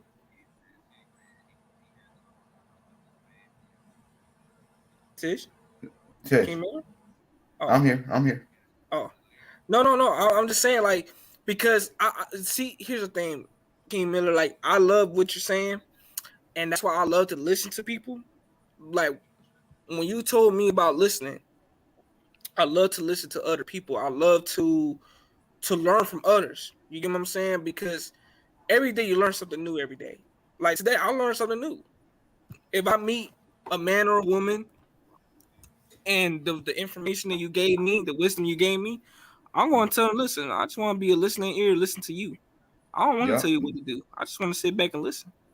Yeah, let me see That's if I can. that's gonna get people engaged just by that. Mm-hmm. And people like, how you know this? Because I'm sitting back, I'm watching. See, I like to watch a person how they move. Because Same I'm here. listening. When you might don't realize when you move, you actually speaking to a person. Yeah, your body language talks. Your body, your activity, how you act, you talking. So I know what your next move is before you even do it, because I'm listening. I see you. I'm already looking at you. I spot you on the dot. Mm-hmm. So I already know what you're gonna do before you go do it. And I'm looking at that. That person about to go do this. Watch. I'll give her a week, and you will see. I'm like, yup, there we go. Damn fool. Man, so man, I love what you're saying, because me, I'm a observer. I'm a very meditative person. I like to listen and watch. That's why you think earlier, you like, man, bro, are you sure you ain't 25? I'm like, bro, I'm telling you, I'll be listening. Yeah, I got kids your age, man. I got kids your age. Exactly, yeah. So no, I do. No, go ahead. Tish, you here? Tish, you better stay. I know Tish went to she went to sleep. She got that.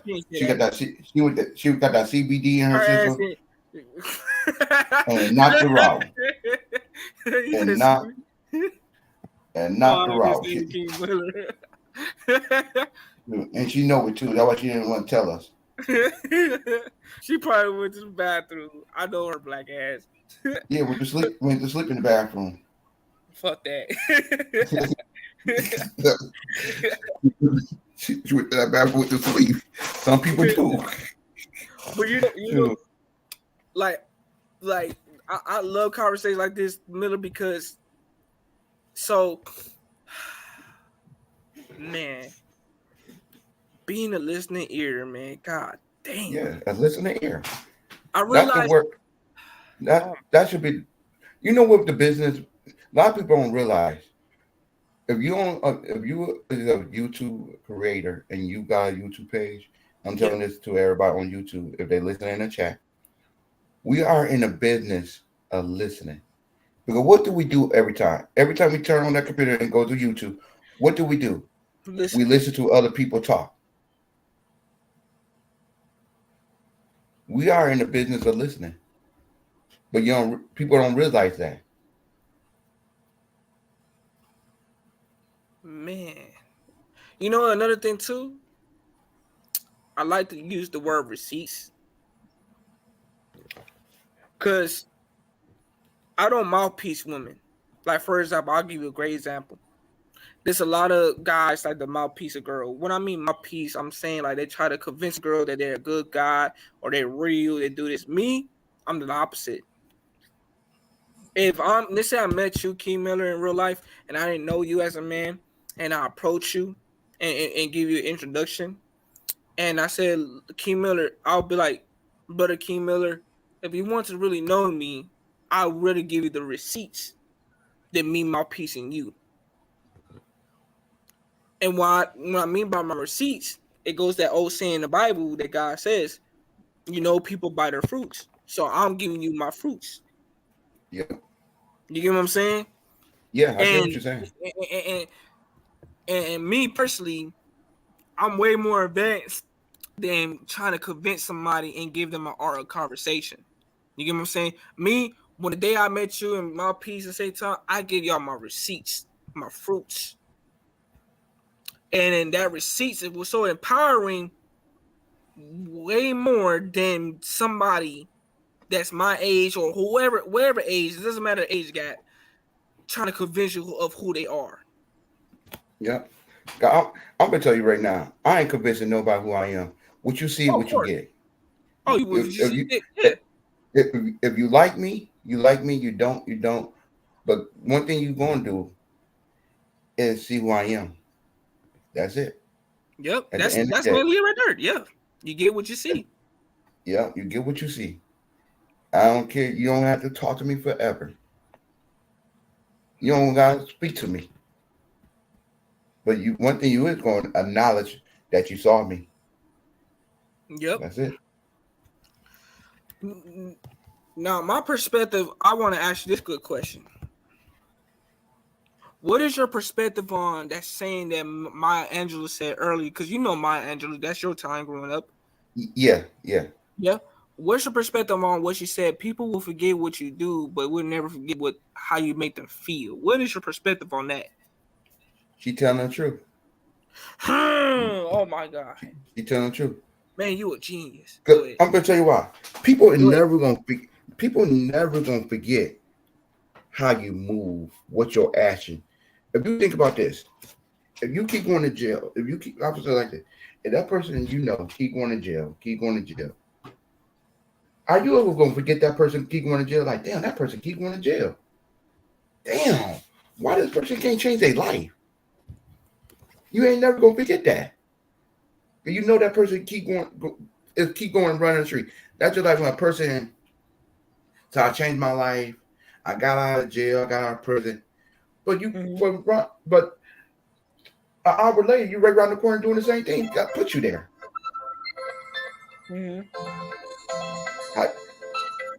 Uh-oh. See, you told you she was asleep. Look, she can't answer the phone. Man, look, let me call her. Yo, I'm about to drop down though. I'm about to go in Meadowbrook chat because he got. bro. She ain't But never. I'll just let everybody know.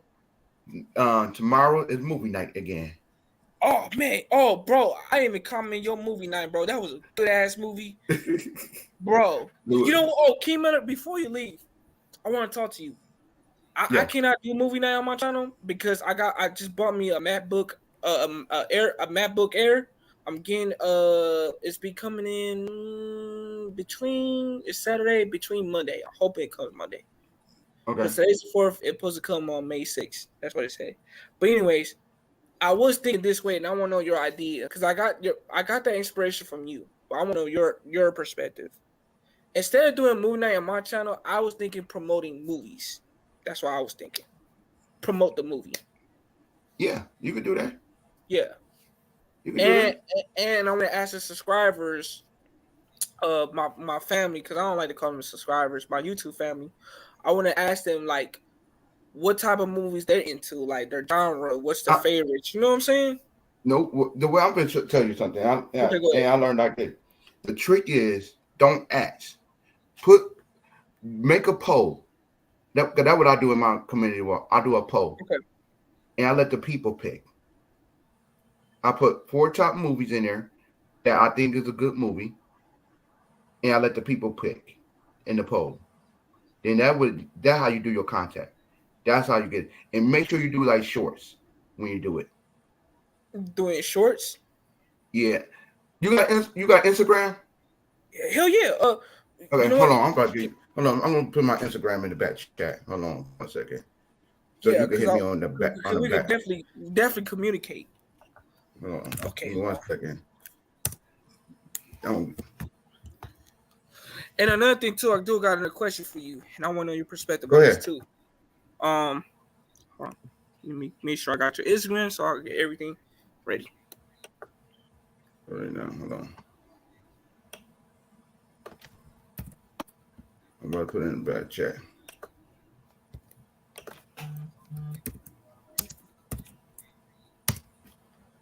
There we go. It's in the back chat. Okay, hold on. Let me write that down so I can get you right.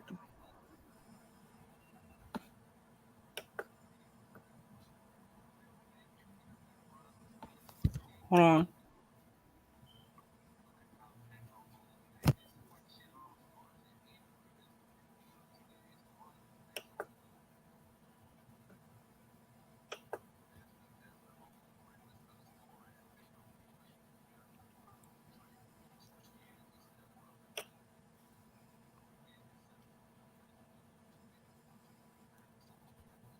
All right, I just DM you too, bro.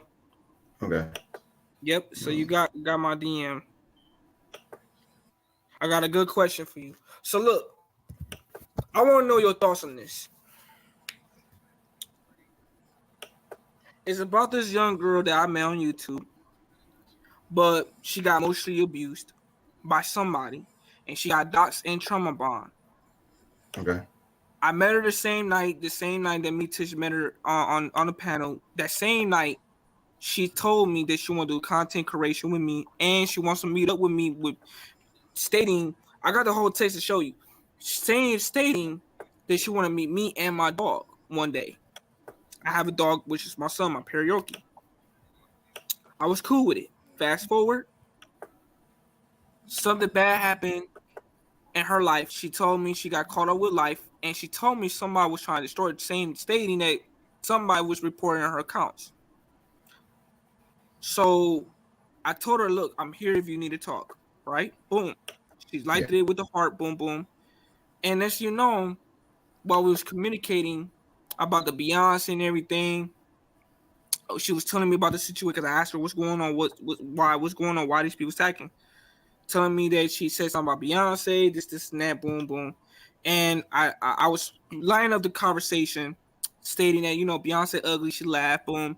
And I said something, You know, look, my mind's very complicated. Boom, boom. Because, you know, I didn't care about the celebrity conversation. So I just told her, look, this don't talk to me about celebrities, you know, because I really don't care about them. You know what I'm saying? Yeah. And that's where I shared my YouTube ideas. And from there, my last message to her was like, and I said something really jokingly. I said, yo, do you like nature? Because if you don't, I can't fuck with you anymore. LOL. That was a joke. Now, mind you, that same night that she told me she had called her with life, boom, boom. I don't think, to me personally, I don't think she did left me on red, but I don't think she left me on red purposely to try to play me. No. Because she deleted her Instagram and her YouTube channel that same week. Because she was telling me somebody was trying to attack her. And I want to know your perspective on this as a man. Because the reason why I'm worried is because she expressed to me that she got dots, she got trauma bond, and she also says, and you said you travel around the world too. She's from Louisiana. Yeah. So she's a Louisiana woman. So you know how the women are in Louisiana. I'm pretty sure you know that. Yeah. So that gives, and she's a Capricorn. And she's young, she's 24 years old. She just turned 24 this past January. She told me that she don't know who got best intentions for her. Between men and women, both genders. And she told me that she was trying to take legal action after she got doxxed. And she said her fake friends told her not to retaliate. And she expressed to me that if she continued to be on the YouTube street, it would mentally kill her. That's what she told me. Okay. So after she did what she did, leaving YouTube, deleted her Instagram, it been a whole month. I even found her Cash App. I be honest with you, bro, I did blow up her Cash App, like with 35 transactions, sending her $1, and by me speaking life to her. And the reason why I did that because I genuinely cared. I'm trying to get in contact with her, and because I feel like by her telling me this stuff, mind you, she emotionally opened up to me the same night, the day that you know how you and my piece came up here, brother, and y'all opened up yourself up to us the day that same night. It's the same thing, same concept. She opened up to me.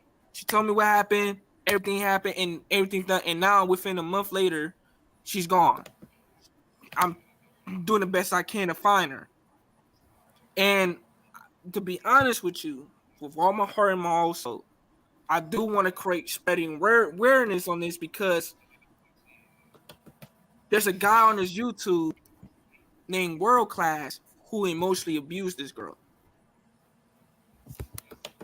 So the thing is, I want to know your perspective on all the situation because me as a young man, I'm out here battling about this girl and I'm worried about her because me and her was building a bond and I'm putting all that shit to the side because we was becoming friends. You get what I'm saying, bro? Because the girl told me automatically she want to do content creation with me, but my goal is not to bring her back on YouTube no more. I already know the danger on it. I already know that mental health, but I never had a chance to tell her how I really felt about her mental health, and I never had a chance to tell her I want to help her heal her mind, body, and soul, to be there, be a support friend. You get what I'm saying? Yeah. But I did blow up. Now, before you answer the question, right now I am kind of a little scared, and the reason I feel a little scared is I've been searching for this girl. The girl is nowhere near to be found on YouTube. There's nobody on this YouTube streets are concerned about this girl, and I'm the only one caring. And I blew up her Cash App. There's no response. And the reason I feel a little scared is because it's making me feel worried. I said, okay, I know where she lives. I know what state she lives. I just don't know what area she lives in the state. But it's making me feel scared that, okay, because she did tell me somebody was trying to destroy her. And that's making me feel some type of way. You get what I'm saying? So I want to know your thoughts on that, King Miller, as a young man, because this situation happened recently. And I want to know your thoughts on it, bro. I'm gonna tell you like this. Mm. Like you gave her the cash out, you did what you did, no response, right? Now let me ask you: did she ever cam up before or anything like that? Oh hell yeah, Or she yeah, hell cammed up? yeah. I Okay, know. okay, Okay, okay. yeah. Because She, sometimes people cam up and they ain't who they really is. That's important. yeah, she came up. She came up on my channel. I got the whole recording of my Okay. channel. I would Now just say on her I would- channel, she did made a video called Trauma Bond, and she made another video called "If You Don't Know My Situation." This is what she said on her shorts. If you don't have a conversation with me about my personal business, you don't know shit about me. That's what she said, Mhm.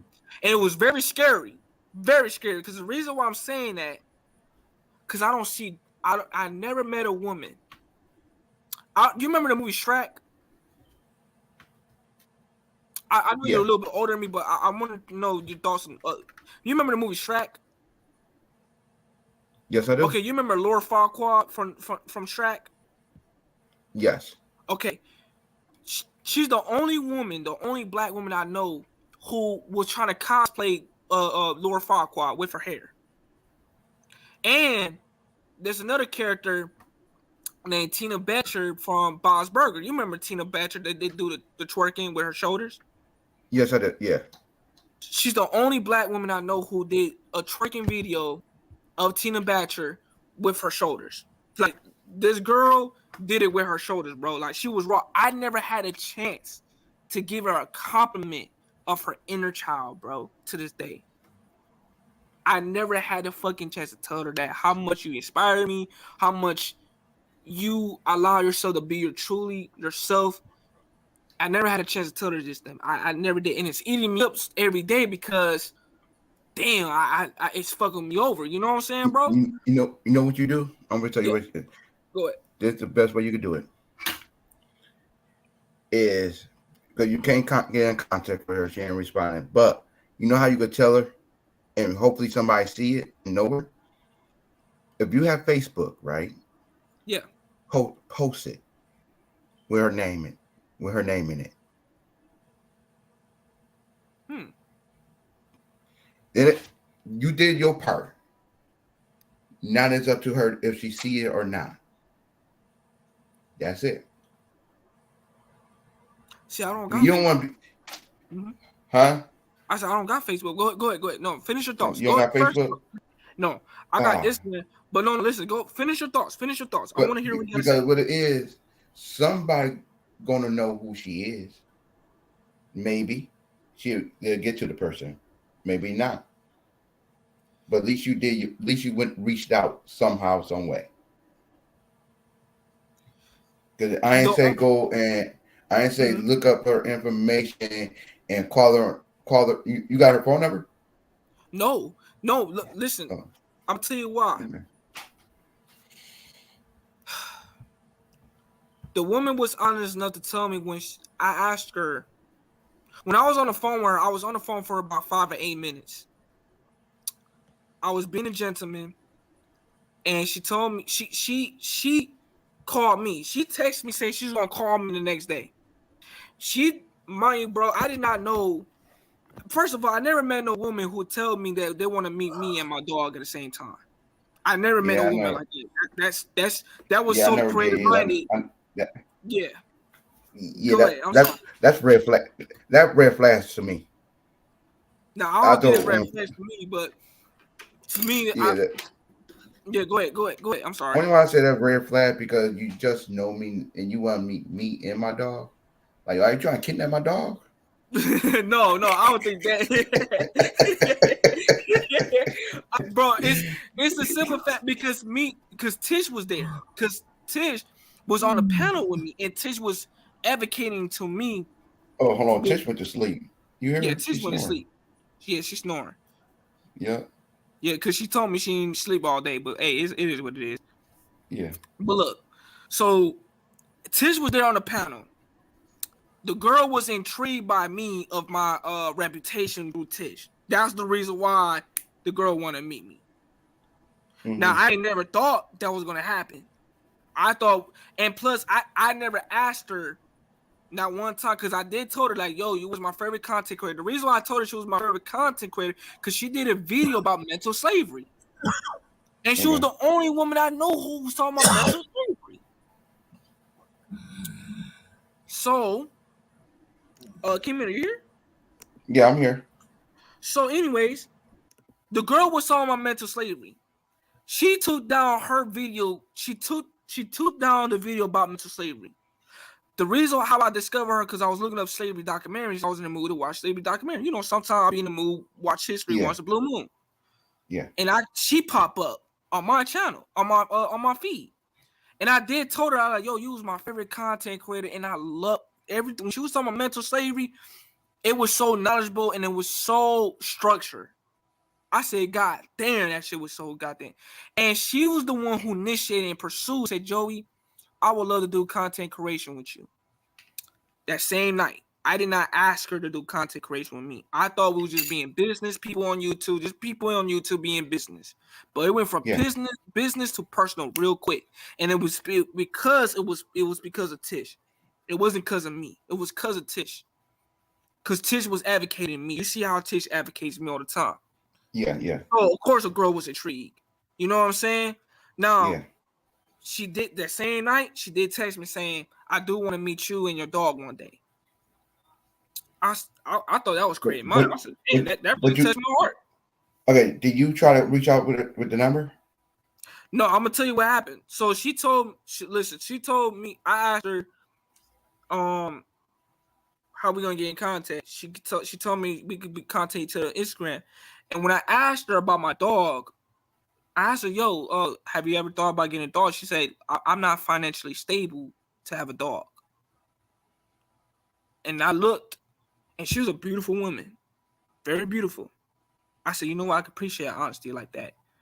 And she told me, look, here's my Instagram. I'm going to call you on here, on the Instagram. Yeah. And she did tell me she got doxxed to a point that they put all her business out there. So I did not got her number. No. Okay. So Only thing I can tell you is sit back, and maybe she pop up, and maybe she won't. That's it. But to be honest with you, King Miller, bro, I would like to disagree with you, and the reason why I'm telling you this because I'm not saying you're wrong. I don't think you're wrong. The reason I feel disagree is because that woman told me straight up on my face that somebody was trying to destroy her. Okay, so you want to make sure she all right then, right? Yeah, that's all I need. Listen, Okay. I'm not trying to gain. Okay, Yeah. I'm gonna tell you something like this, Go ahead. and it's simple. And a lot of people, and I ain't gonna say well I know well on here because you know. Yeah. Hit me on Instagram, right? Mm-hmm. I can locate her for you. Oh, for real? Yeah. Thank you. I know how to do all that. So hit me on Instagram on the back chat, and I get up with you. Matter of fact, do you want to do that tonight? Well, I don't want to. No. I think it's better off tomorrow. Yeah, let's do it tomorrow. Yeah, I think tomorrow. I will definitely keep my word tomorrow. Okay. But I got her information though. Everything you need to know. Her birthday, location, everything. Oh, I got that set. Okay. And her name, and her last name. I got her real name, everything. I got all that for you from there. And we were talking about. I got you then. I got you then. All right, bro. Okay. We'll definitely talk tomorrow. Will be the best time for me to hit you tomorrow because I don't want to hit you up in the morning. No, I already hit you like somewhere like 4 or 5, 6 o'clock in the afternoon. That worked. That worked for me. Way before movie night. Yeah, way before the movie night. Yeah. I got you. Do you think it'd be better off me to call you between 5 or 6? Yeah, that worked. Okay, cool. All right, brother. I'm gonna let you go. But wait, before you let you go, I'm telling you, I want to say thank you so much for your wisdom, your time, attention, bro. Cause listen, bro, I ain't worried about this girl because I feel like something really happened. You know what I'm saying? But go, I'm gonna let you go, bro, and we're gonna get some rest. I got you, bro. Okay. All right, bet. Peace. Peace.